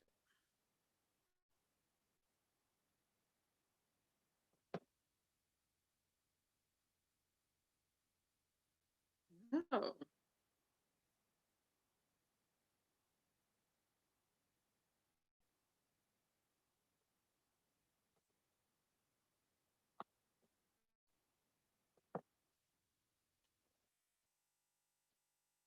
Mac, you had two. Hey, Sonya, you still here? Right, no nonsense. No nonsense backdoors. You said finally great news for you, Letha? Good.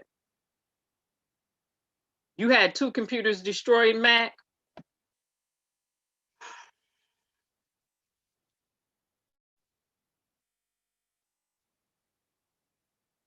Hackers will get you any way they can, period. And they don't care. They don't care that it's you. They can care less. Like I said, when I had to create my antivirus software, one was called Liquid Fire. I'll let you figure out what it did.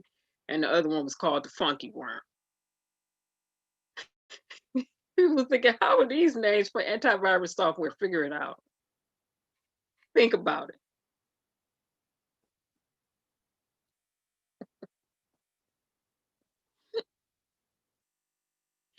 Professors were like, you can't do that. Yeah, I did. I did. Yeah. Yeah, that's yeah.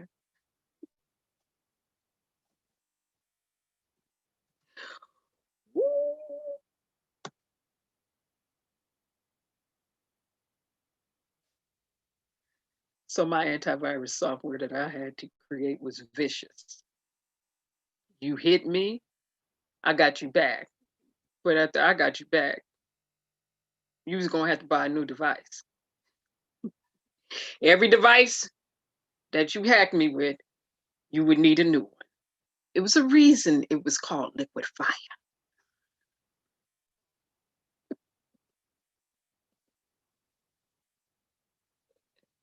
No nonsense news style tonight.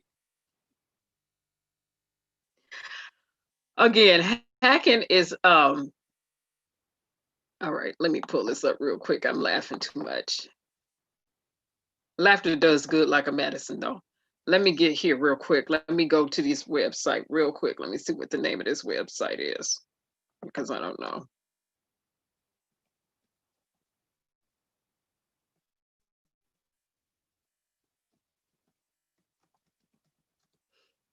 Let's see.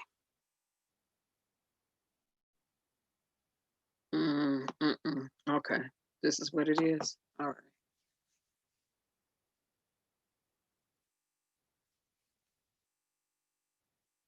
All right. Let me make sure. I'm just checking this out before I do the share on this, that this is this actual. And because I'm visiting this website, you know I'm gonna clean my operating system off right after this live is over. People be trying to leave cookies on your devices. Google, I use Google Chrome. They usually like to do a bunch of eavesdropping, always listening over the network, but I use their browser. When I'm not using your browser, Google, it ain't no reason for you to be listening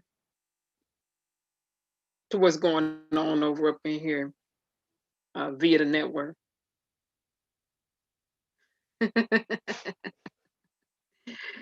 I go right into those directories one by one and delete manually. Stop playing.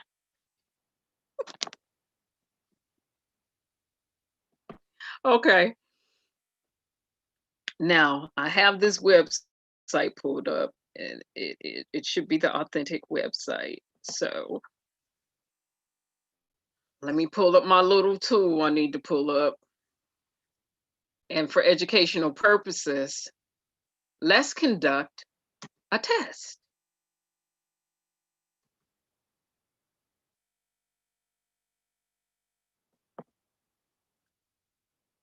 Close out of that one.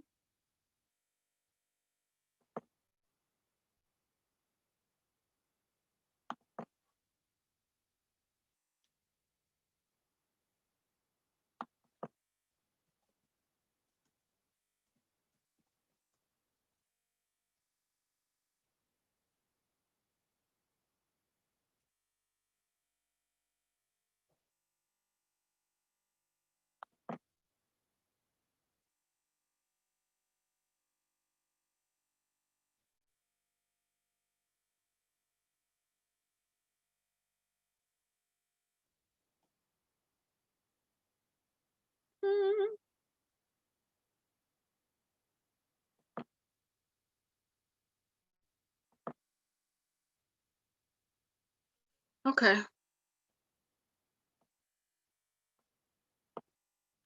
So let me do this.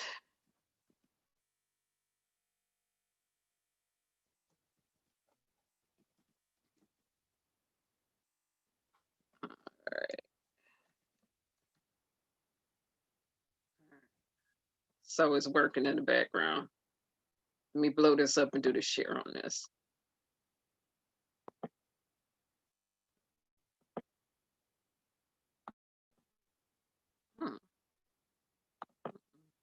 Expand it. There we go.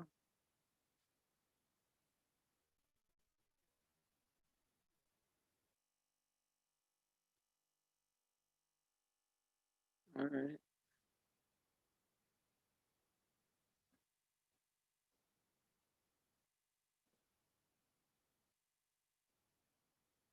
Now, this right here makes no sense. Let me share. Again, this is for educational purposes only.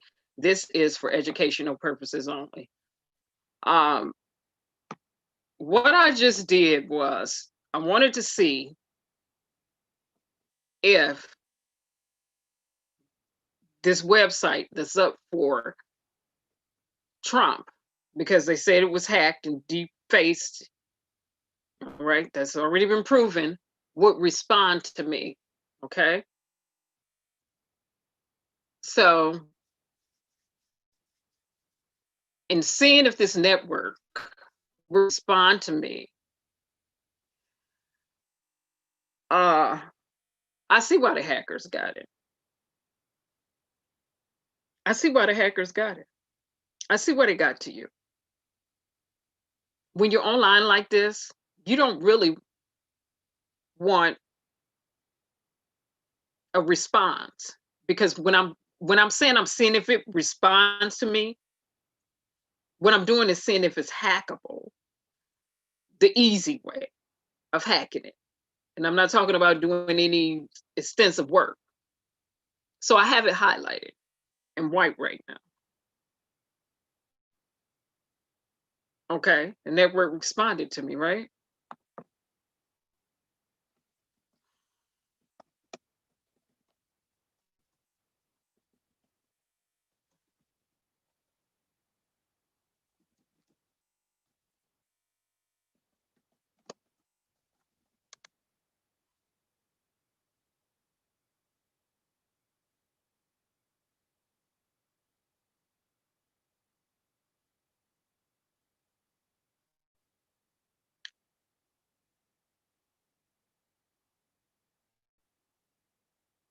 Well, what am I doing right now for educational purposes? It's showing every path and location that the network has gone through to get to the actual website online.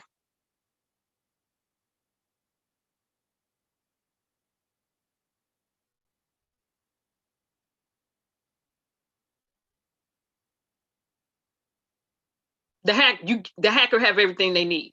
They had everything they need when they on the first one. When I say, let me see if the network respond. And hackers know what I'm talking about. Rogue hackers, definitely. Rogue hackers, you know what I'm talking about. Network administrators, you know what I'm talking about. Database administrators, you know what I'm talking about. Ethical hackers, which was one of my trades, you know what I'm talking about. Well, you don't want a response like this.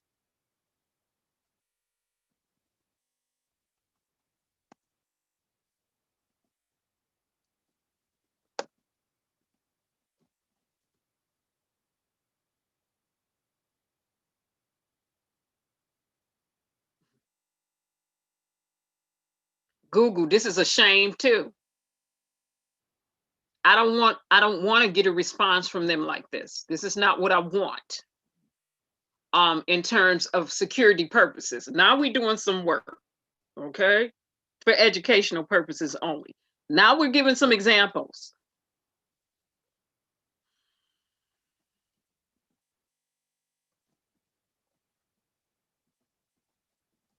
I'm seeing if each one of these websites will respond to me. IRS.gov. I didn't want to get this response from you. Are you serious? And you wonder why these hackers get to you so easy. You cannot be serious like this. Let's work. Wait a minute.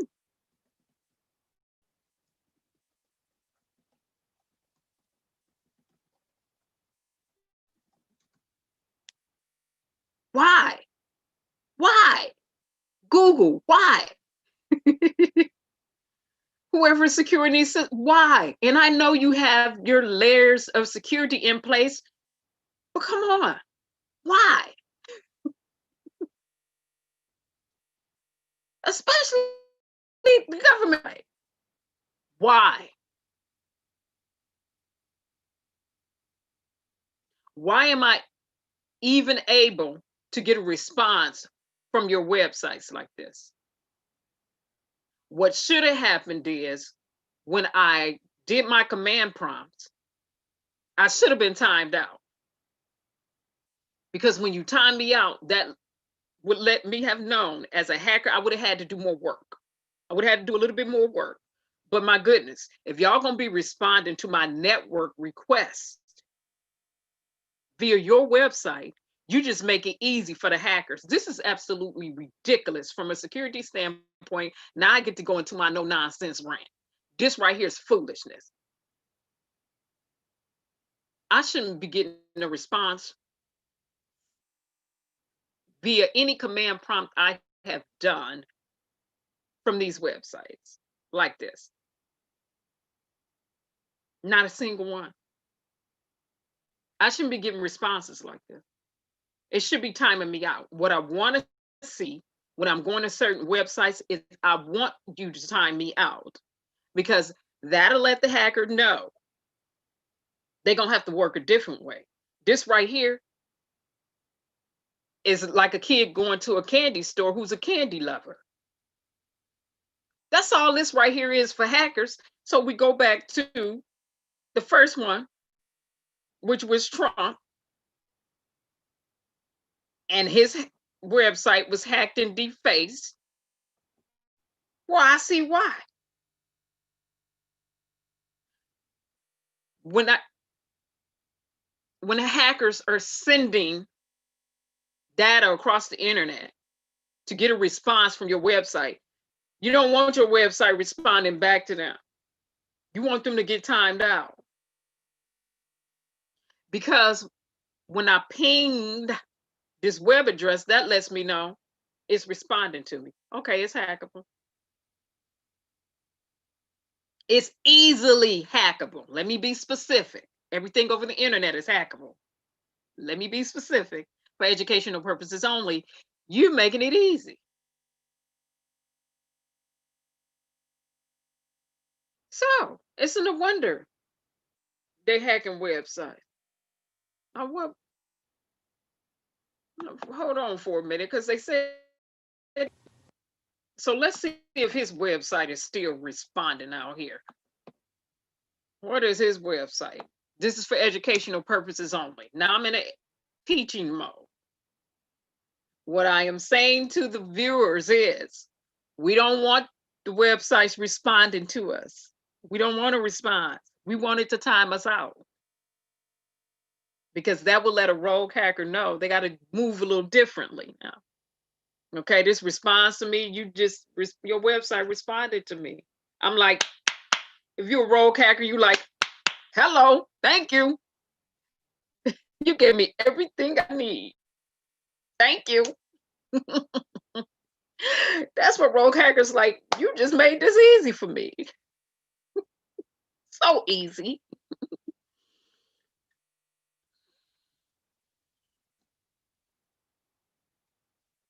All right, for educational purposes, let's go.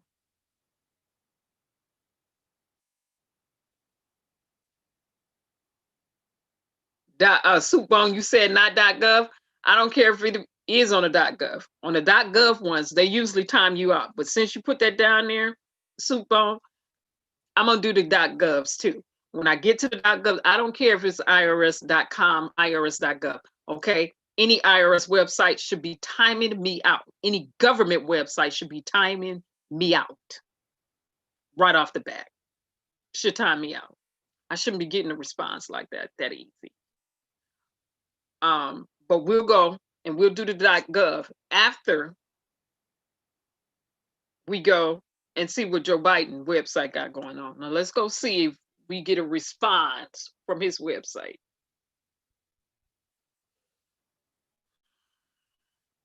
Okay, And the reason we're doing this illustration and demonstration for educational purposes only is because US always getting hacked upside down. Well, on the security, from a security aspect, when you're bringing a data security team in,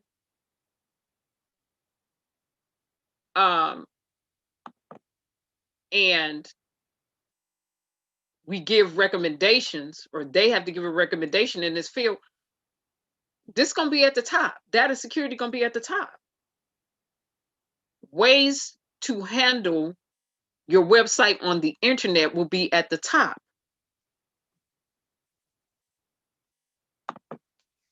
Now, yeah, they have security measures in place. They got intrusion detective systems.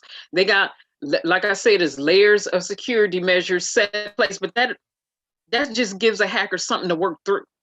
That don't mean you can't get hacked. But this right here, what I just saw, it's making it easy. It's just making it easy. And people say, well, I was in the tunnel. Hackers don't care nothing about no tunnel. They don't care nothing about you using the tunnel, doing whatever you try to do to block. That means absolutely nothing to a hacker. A rogue hacker. Let me be specific. It means absolutely nothing.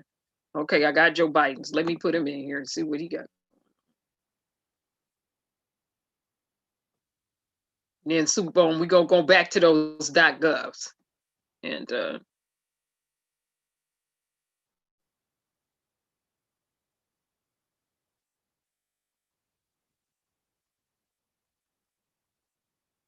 me see what Joe Biden is doing.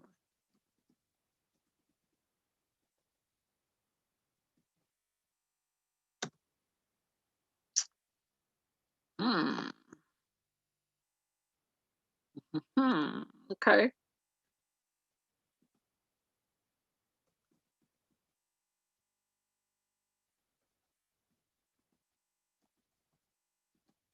Try it another way. Ah.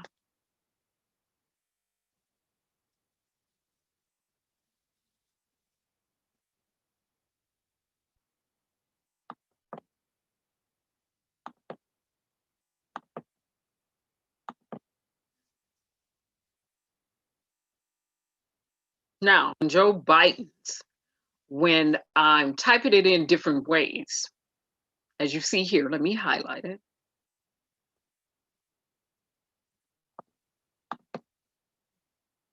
Here.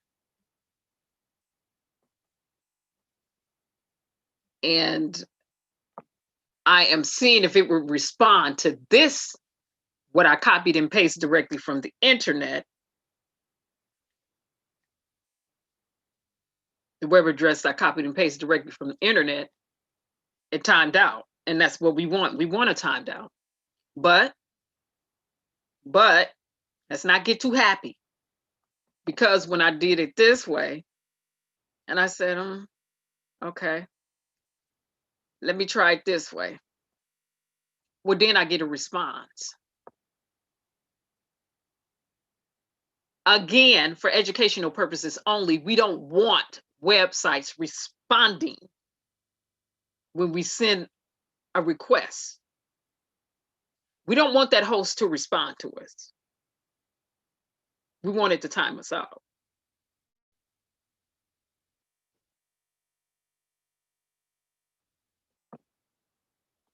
Okay, Soup Bone, you said the .gov.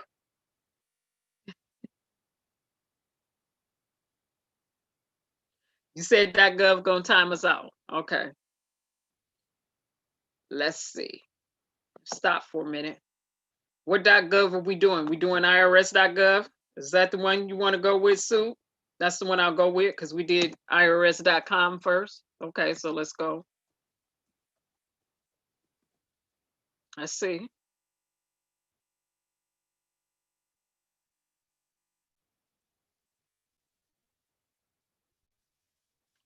Let's see what comes up. Let's make sure this website is really the IRS website.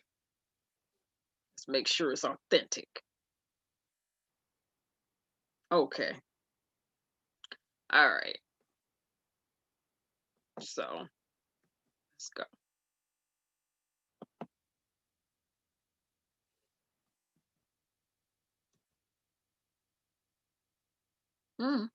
Okay. Let's try it another way. Wait a minute.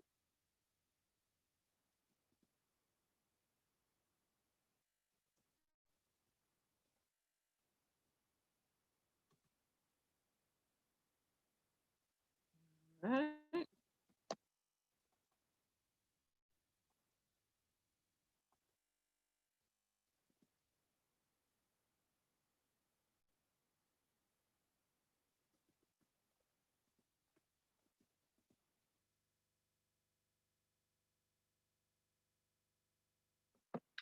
Well, let me do the share on this too.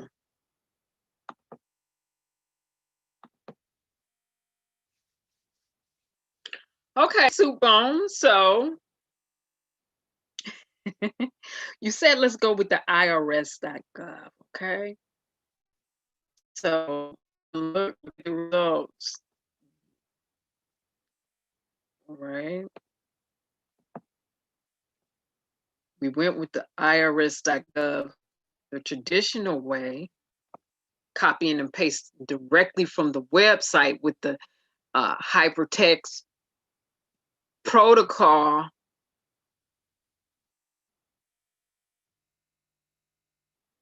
Language included. It timed us out. Okay. Which is part of the protocol suite. It's in the protocol suite. But again, we remove that way and we just go for educational purposes, comparing and contrast, we just go IRS.gov, take all the rest of that out. And what do we get? We get a response. Again, I don't care which way I'm doing this, I don't want it to respond. I don't want to respond. If I'm going in and I'm helping somebody set something up and I got to do all this on the back end. My number one is going to be this. I do not want the host responding over the internet. I don't want your host responding. I don't care about your backups to the backup to the backup. You're supposed to do that anyway for security reasons and purposes. But I don't want a response to happen on the other end. I don't want that. This is a security threat and risk. I don't want the host responding. Okay, so we wonder why, in addition to the internet being designed to be open, hackers can get through so easy. Well, you're giving them everything they need. You're not really, make them work through something other than the layers of security measures you have in place.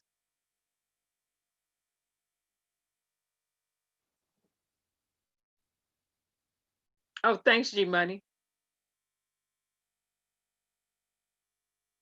So you see the way we did that, Soup? Okay, I hit the like button, G Money. Sometimes when people be like, hit that like button, I have to go back and be like, okay, I hit the like button. So for educational purposes, we're talking about since Trump got hacked, since this is being hacked, that's being hacked. Well, Cozy Bear, Sleepy Bear, Warm Bear, Ecstatic Bear, all these bears from Russia, in addition to people in Trump administration just straight out, flat out giving them information. You're giving a hacker everything they need. You're giving them everything they need. As soon as that host responds, to that request or that call, that's it.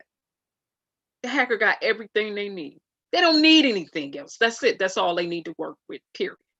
End of story. End of story. End of story. End of discussion. As soon as they get their response, it's a wrap. Wrap it up.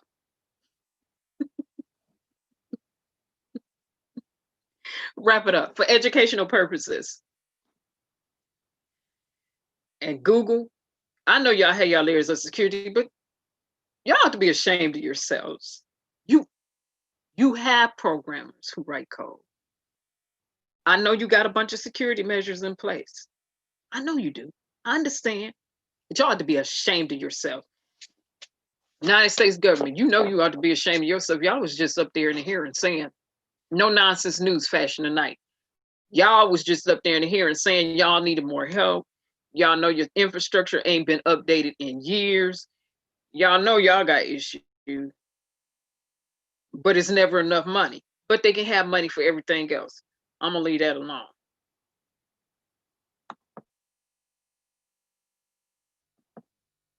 Again, for educational purposes, because we've seen all this hack. You don't want that response. You don't want the host responding to you when you're seen. If it'll respond, that's not the response you want. You want a timeout. You want to be timed out. You want it to time you out.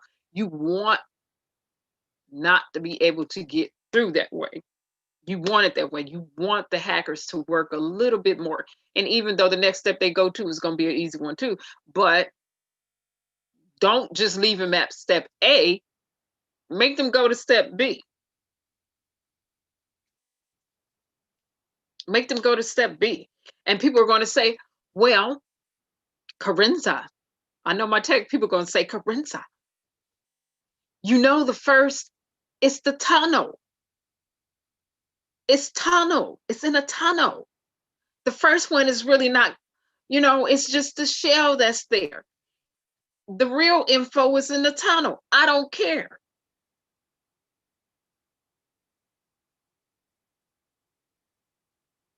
That don't mean nothing.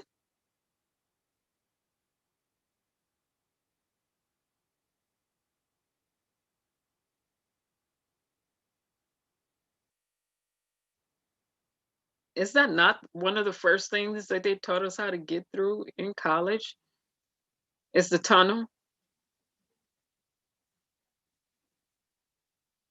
For those of us who went to school for this, if you went to the university I went to, is that not the first thing that they taught you how to get through? One of the first things they taught you how to get through was the tunnel. So when people be able, oh, it's a virtual private, it's in the private, it's a private net, I got this, I got that. That don't mean nothing to no hacker.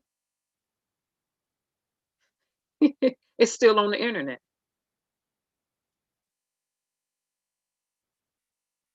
I'm gonna leave it alone. People get scared. So again, for educational purposes, no nonsense news. I got that hacking in there. I had to work that tech info back in there. We started at the beginning with Breonna Taylor, different things like that. Trump getting hacked. Michigan turning up as usual. Lonneytune judges making decisions here, making Lonneytune decisions. We already got to turn up here. And then we have to be concerned with something that people probably don't think that much about at night. And that's the cyber wars that take place and that go on. The most vicious and dangerous ones. Ones can be the most vicious and dangerous. Ones that can be the most vicious and dangerous. Your medical report in the hands of a hacker. And then they get a hold to that electronic device that's hooked up to the internet because of the Internet of Things. And they start sending the improper doses of medications to you. This is not a scenario or just the theory I'm talking about. This has happened before.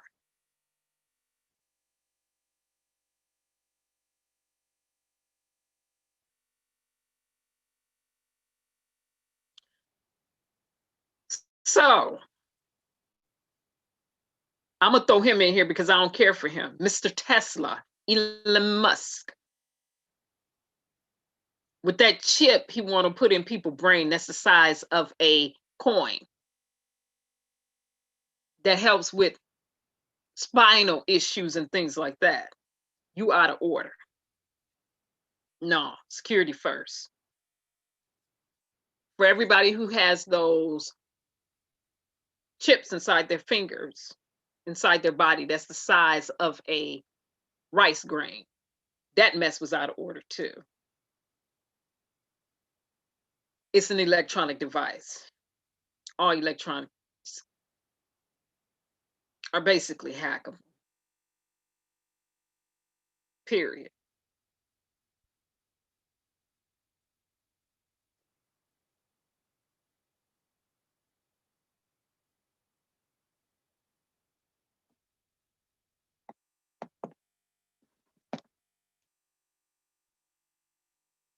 So I just thought I'd go into another rant on No Nonsense News tonight.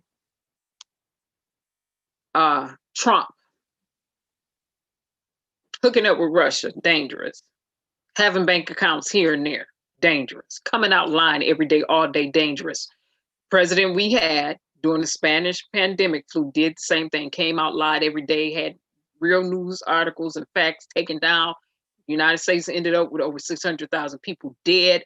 We're at over 250,000 people dead from COVID-19. This is not funny. And back then we were at a war. Well, we're at a war again too. We're at a cyber war. They just want to dance and skirt around it, but this is No Nonsense News. We're going to call it what it is and what it's always been.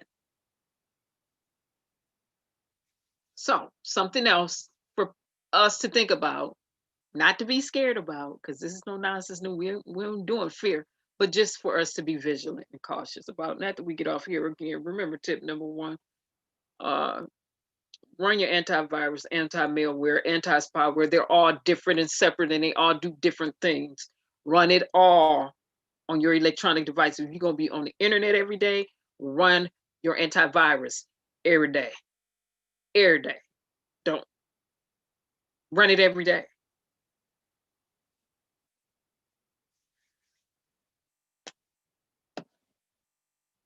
Stay away from suspicious emails. One thing Google's done that I like, Google did what they said they were going to do. Now, if you've been paying attention to Google, in addition to, them beefing up, they're getting ready to do away with Hangouts. They're going to let the life cycle die on Hangouts. Okay, so I'll put that out there because we're in this tech vein. They're going to let the life cycle on Hangouts for all those who used to use Hangouts. They're going to let that die. Okay, eventually they're going to let that die out and phase out. And so you see Google Meetings and what's the other one? And I have it on my device right here. Google Meets taking over. What's the other little Google thing?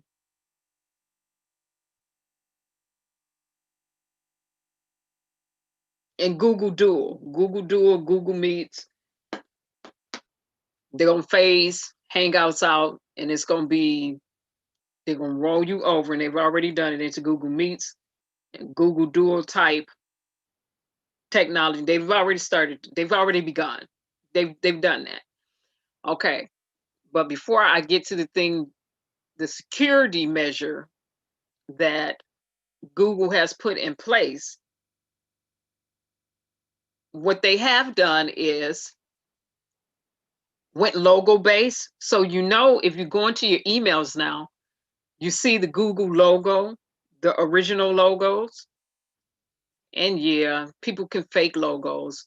But what Google has done is they're going with logos now. And so when you get emails from corporations, Walmart, Myers, I shop Myers. I don't like Walmart because they fleece and hustle their people. Myers is unionized. I'm in the north, a northern state. Not saying they don't have any issues either, but they unionize. So you can get a working wage. Let me throw that out there. Google, you go look at your emails now, and it's coming from corporations, well, that corporation logo is there. The authentic logo is there. So that's a security measure they put in place. They say, you know what? We have to do our part, and every tech company should be doing their part in terms of securing people's data. If you want to house and hold the data, secure the data. Okay, so that's what Google is starting doing now. So when you go to your Gmail account, what you should see, you'll see it more and more, is you should start seeing authentic logos from corporations. If the IRS is sending you something, you should see their logo showing up now when you go to your Gmail account. If Walmart, Target, or whoever, whatever, is sending you something, any business or company, and they're saying, hey, this is from us, the way that you can verify that now is the authentic logo will show up in your email. So that's a security measure that Google has pushed out. Again, you know, hackers are going to do what they do. When they do what they do, when they get there and figure out, however, whatever, how they going to do what they going to do to go through there and do that too. I don't know the measure that Google has in place for filtering out artificial logos. Okay. I don't know what they have in place. I just know they got this in place right now. So my assumption is they thought it out, but I don't work for them, so I don't know. But they do have that in place. Another security measure that Google did try to push out, and the parent company is Alphabet, was cookies. Now, when you're using their browser, it's letting you know up front, this website have cookies.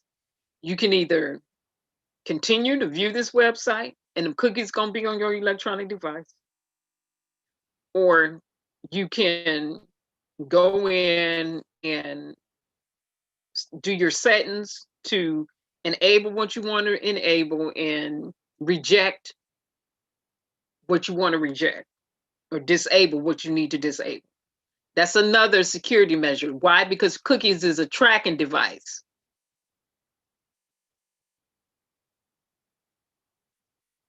Tracks your online behavior,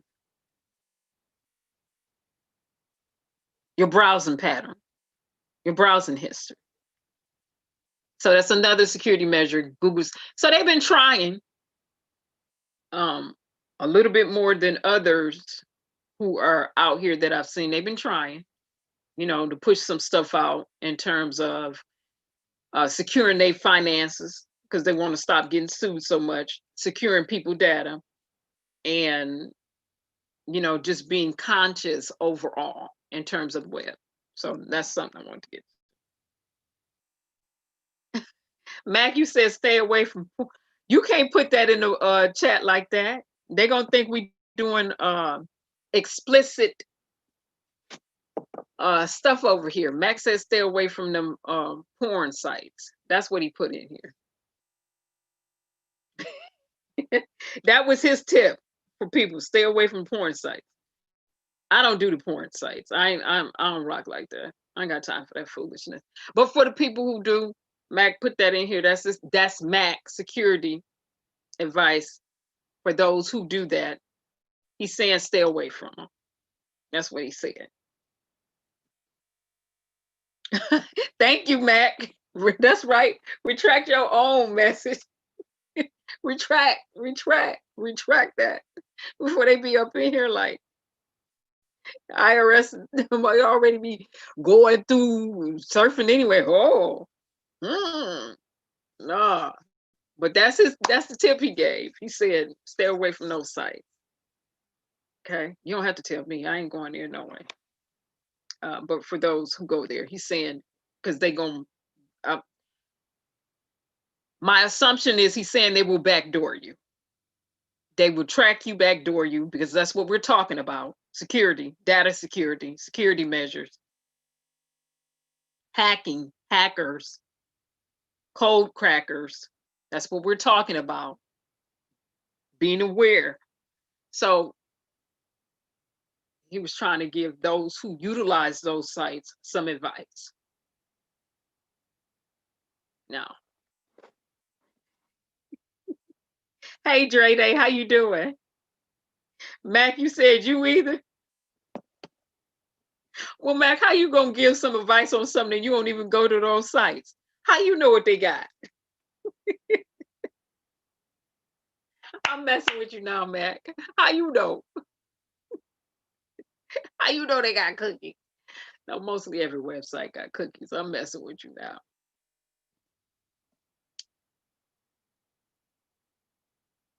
Oh, Mac, you heard you shouldn't. Clean it up for yourself, Mac. This is no nonsense news. Make it clean it up for yourself now. But again, what we showed earlier in terms of seeing if we got response from different websites, which for educational purposes only. Again, let me do the disclaimer on that. If you are a rogue hacker or well, if you're a code crack, you know how to write code, so you already know what to do. But if you are teen, Russian, whoever, whatever, watching this,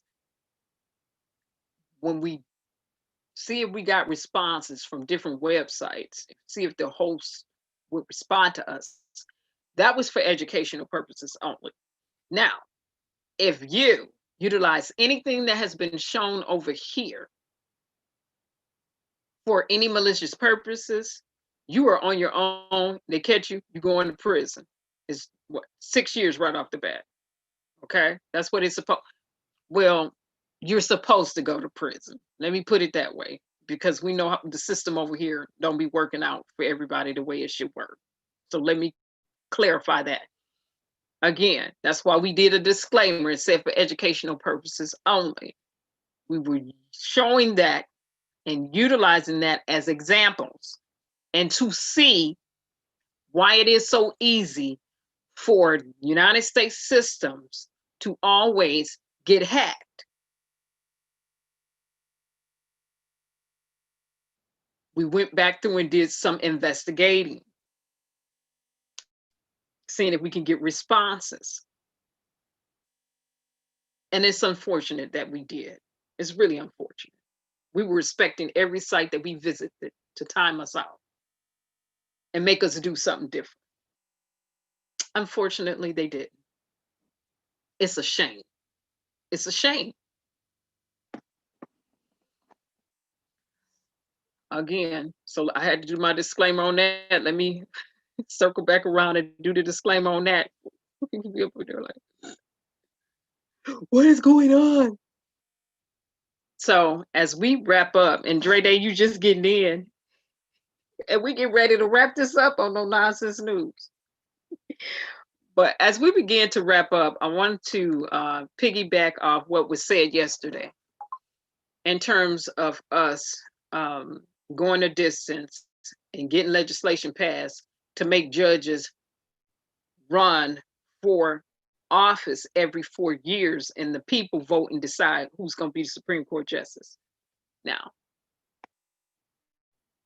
we will do that. And again, it's not a sprint, it's a marathon.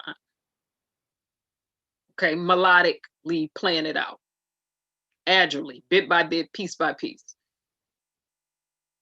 What's going to happen is when we start strategizing, for those who want to strategize and take part, is we're not going to strategize in a live like this, okay? That's public to everybody. I go back to my private lives then, and it will be the same way it was when I set it up and had a financial advisor come on some years back, over a year and a half ago, or more than 2 years ago, or was it a year ago? Okay, when I had the financial advisor come on here, because people was giving their personal information and revealing things about them that I didn't want shown to the public for security reasons. Not only that, because people like take other people's information, run down the street with it. Okay. What's going to happen is I will do the video announcing the live is going to happen, and I will drop my email address like I did before. You will see instructions in the video like it was before. And I will say, it's going to be this time, this date. We start promptly. When I give a set time, that's the time we start. Period.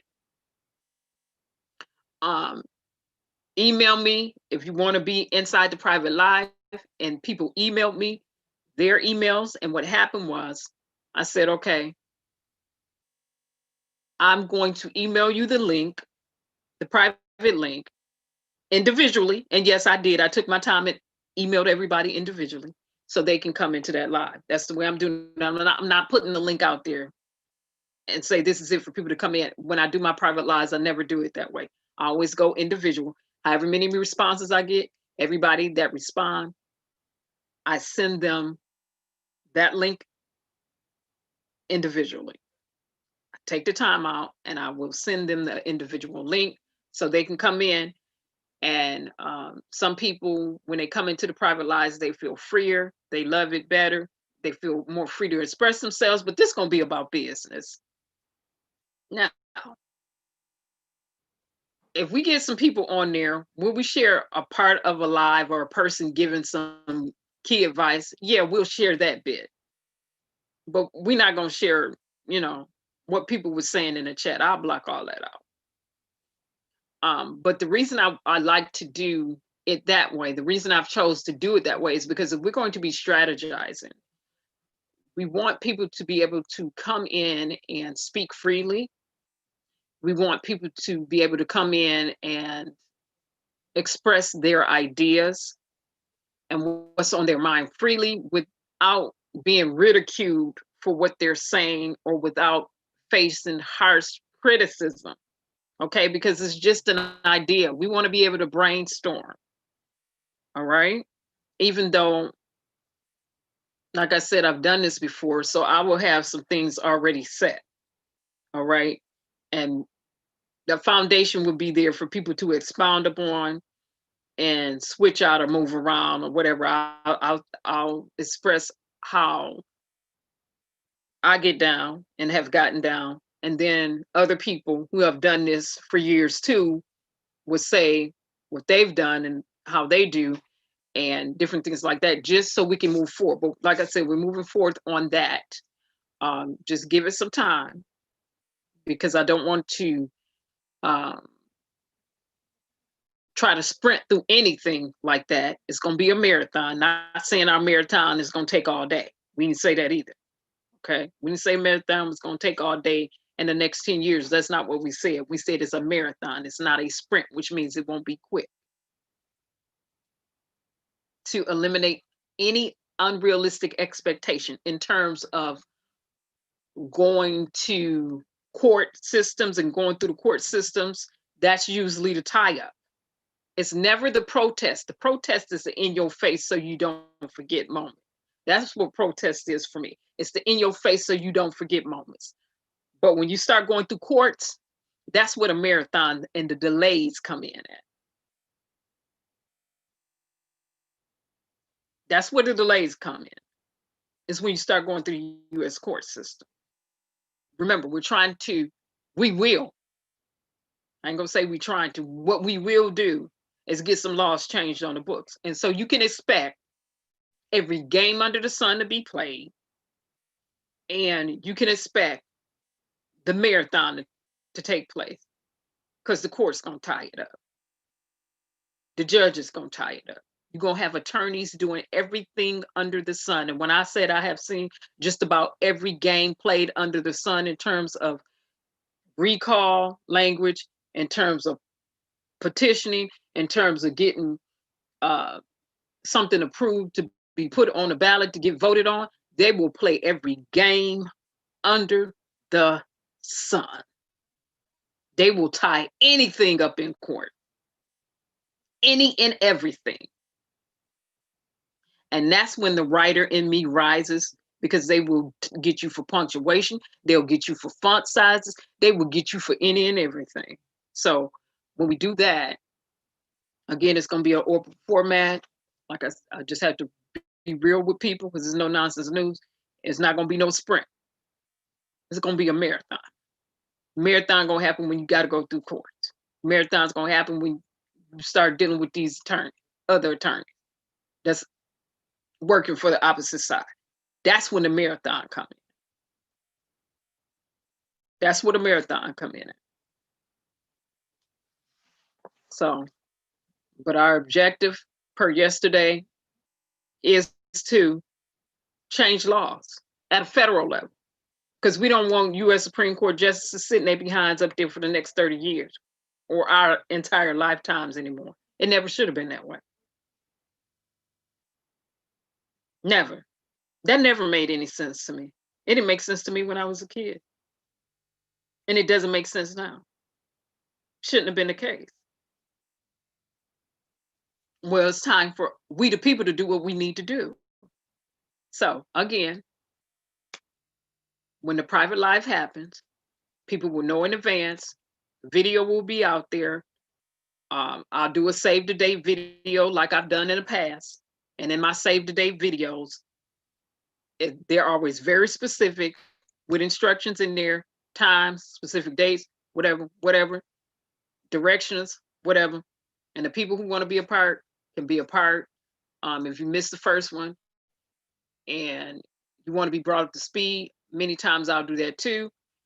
Just so, again, people can be a little bit more free. And another reason I do it that way is because if we're a core group, if we're going to be a group that's strategizing, everybody don't need to know what our strategies are. They don't need to know what the strategy is. That's not their business. They don't need to know every wind and wave and how we moving along the way. No, because you get moles who will sit up and tell everything all day. And you show up to do something and they didn't ran their mouth and told something. That's why when we usually go, we say cell phones and electronic devices off completely. Power them down. We don't need you streaming live and we about to pull up and roll up and shut a live session down. You didn't told them where we were. They tracking us. So that's another reason we'll be behind on the private line, because we don't need nobody pulling up, telling what we're going to do in advance. We don't roll that way.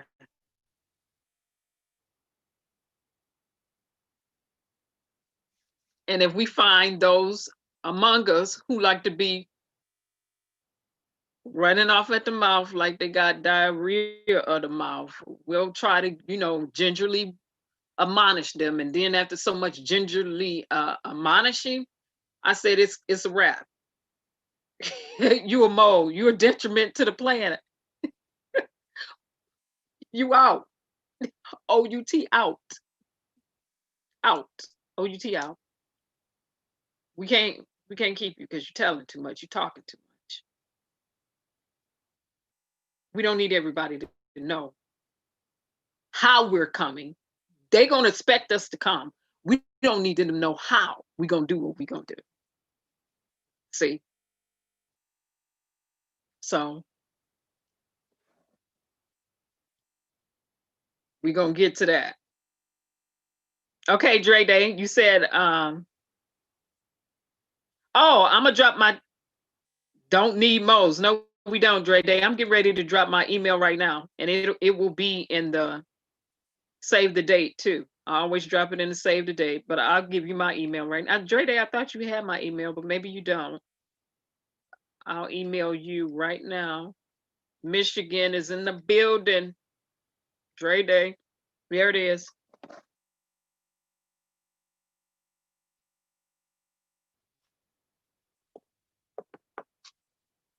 So before I get off on No Nonsense News, I had to say, before we end this live, I have to say that's still going on. But it will be when I've held my private lives, and I've held a few before in the past, years back. That's the way that I choose to flow over here is, enclosed space. And it's always fun because people usually come in more relaxed. People that you never see say anything in the chat usually feel free to express themselves. And I always ask that people not share the link because I know how many links I send out.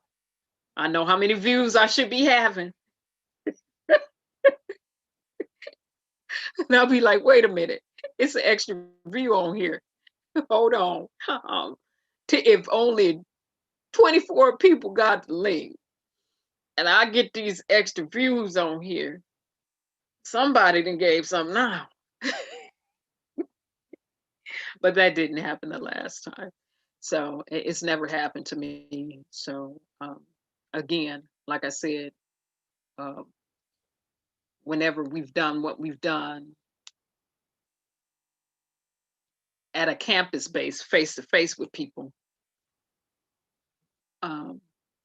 moles, people who like to do a lot of talking and telling and revealing information always get flushed out right away. We have to get rid of you promptly. Because again, when we rolling up and it's time to do what we're getting ready to do, we don't need tellers, is what I call them, tellers to be present among us, telling everything that we're doing before we do what we do. You will have spoiled what we came to do. We don't need that. So when we do what we need to do, because we're going to have to do some roll up. We're going to have to roll up. We're going to have to roll up to a couple of places. We don't need nobody there telling. We just need to roll up, do what we need to do, and keep it moving.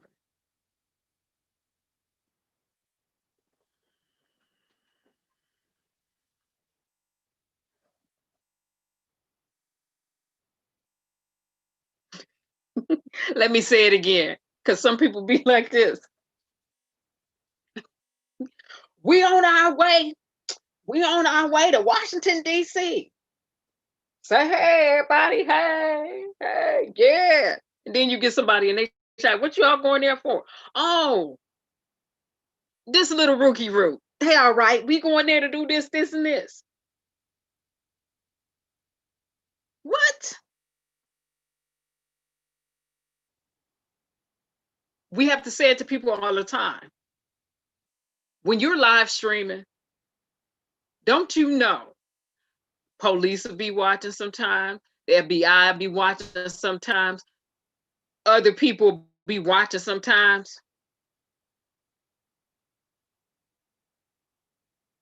So that's why when it's time to rock, we flush out modes because we don't need nobody on there doing all this all day. We're trying to get something through, trying to just roll up and roll out real quick, make an impact and leave real quick, make an impact, get the resolve and leave. We don't need little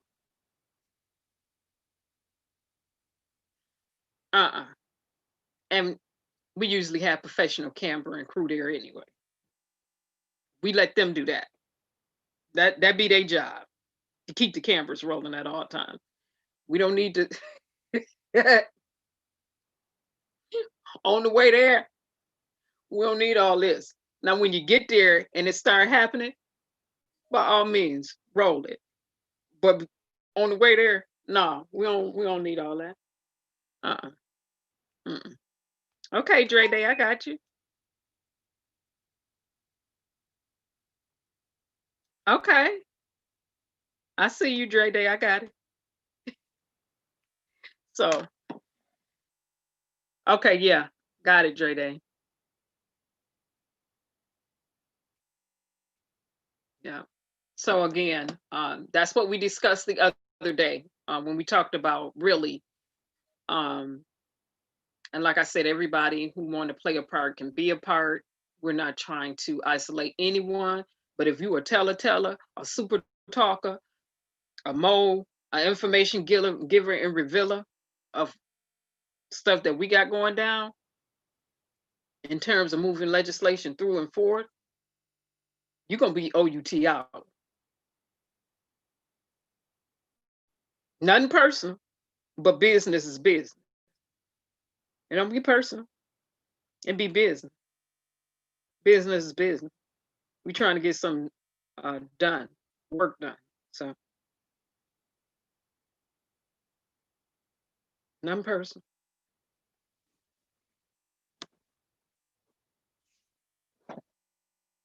Okay. So just wanted to come back and to kind of bring more clarity to that, because yesterday when I ended the live, I didn't tell people how the private lives would be conducted.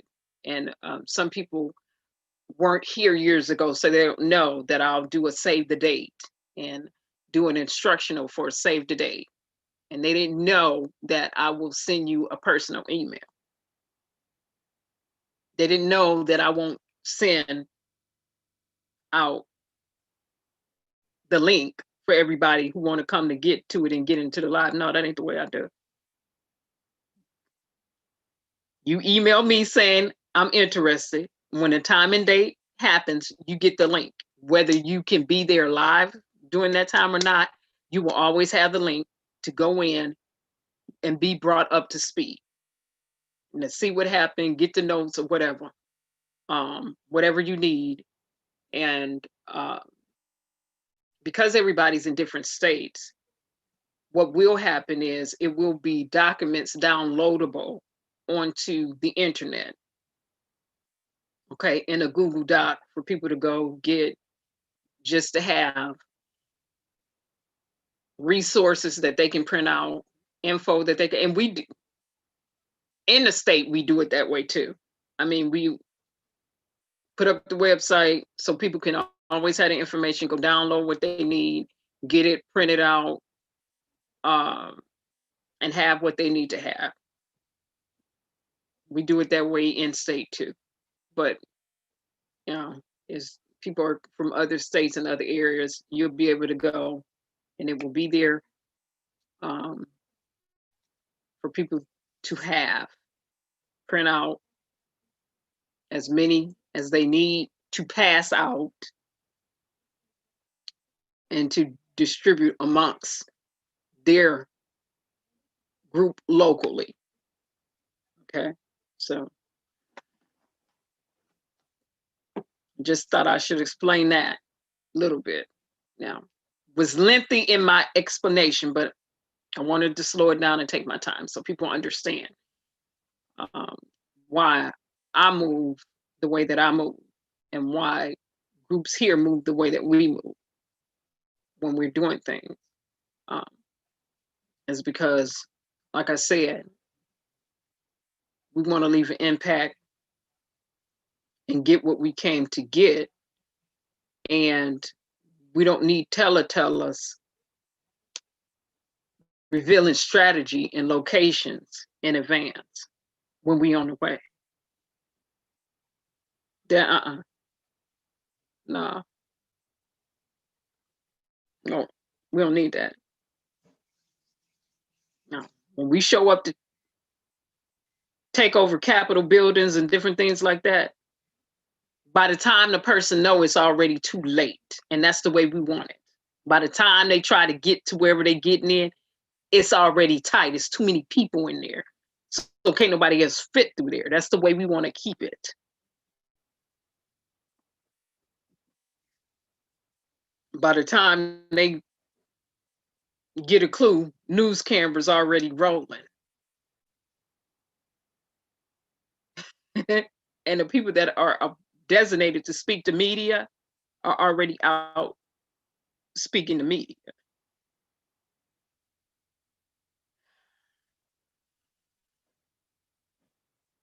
In addition to our own media who be with us at all times when we do stuff like this.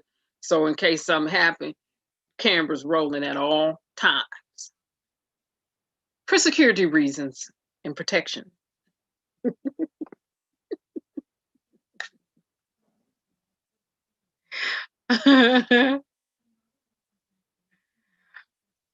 All right, Soup Bowl.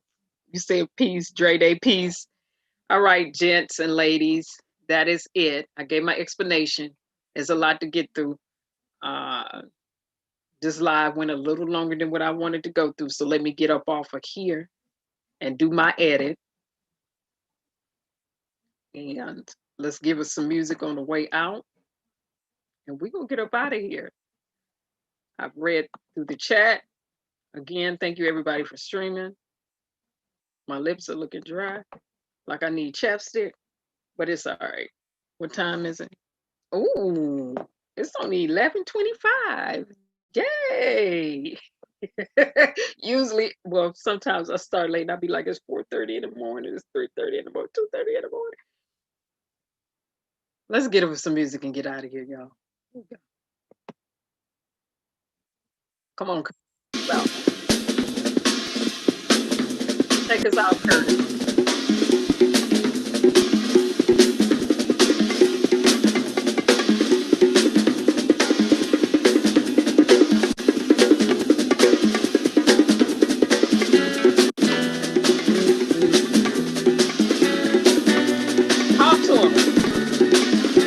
Instruments talk to them. They ain't ready.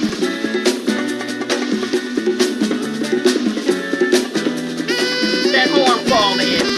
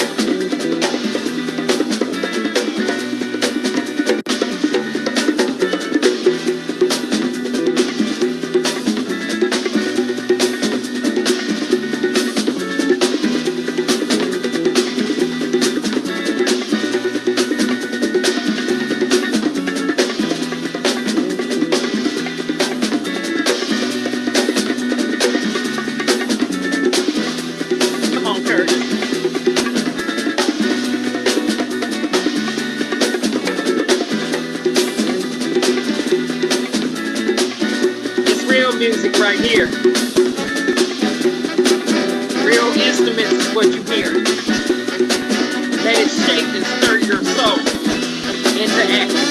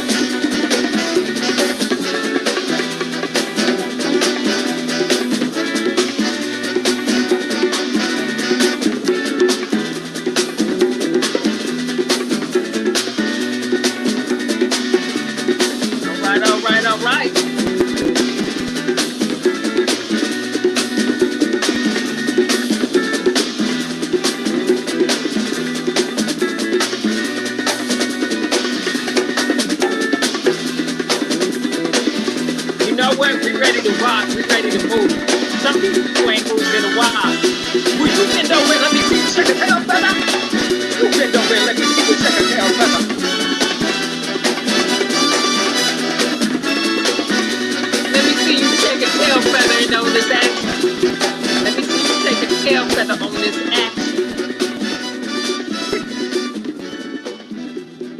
I said, would you bend over and let me see you shake a tail feather and some results on this action? All right, with that being said, everybody, remember we are in a pandemic, and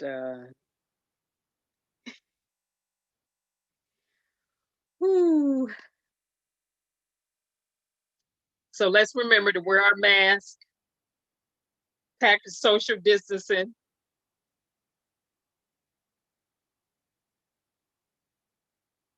Don't play Russian roulette with your family lines in your life. All right. With that being said, plenty much love, everybody. Thank you for streaming.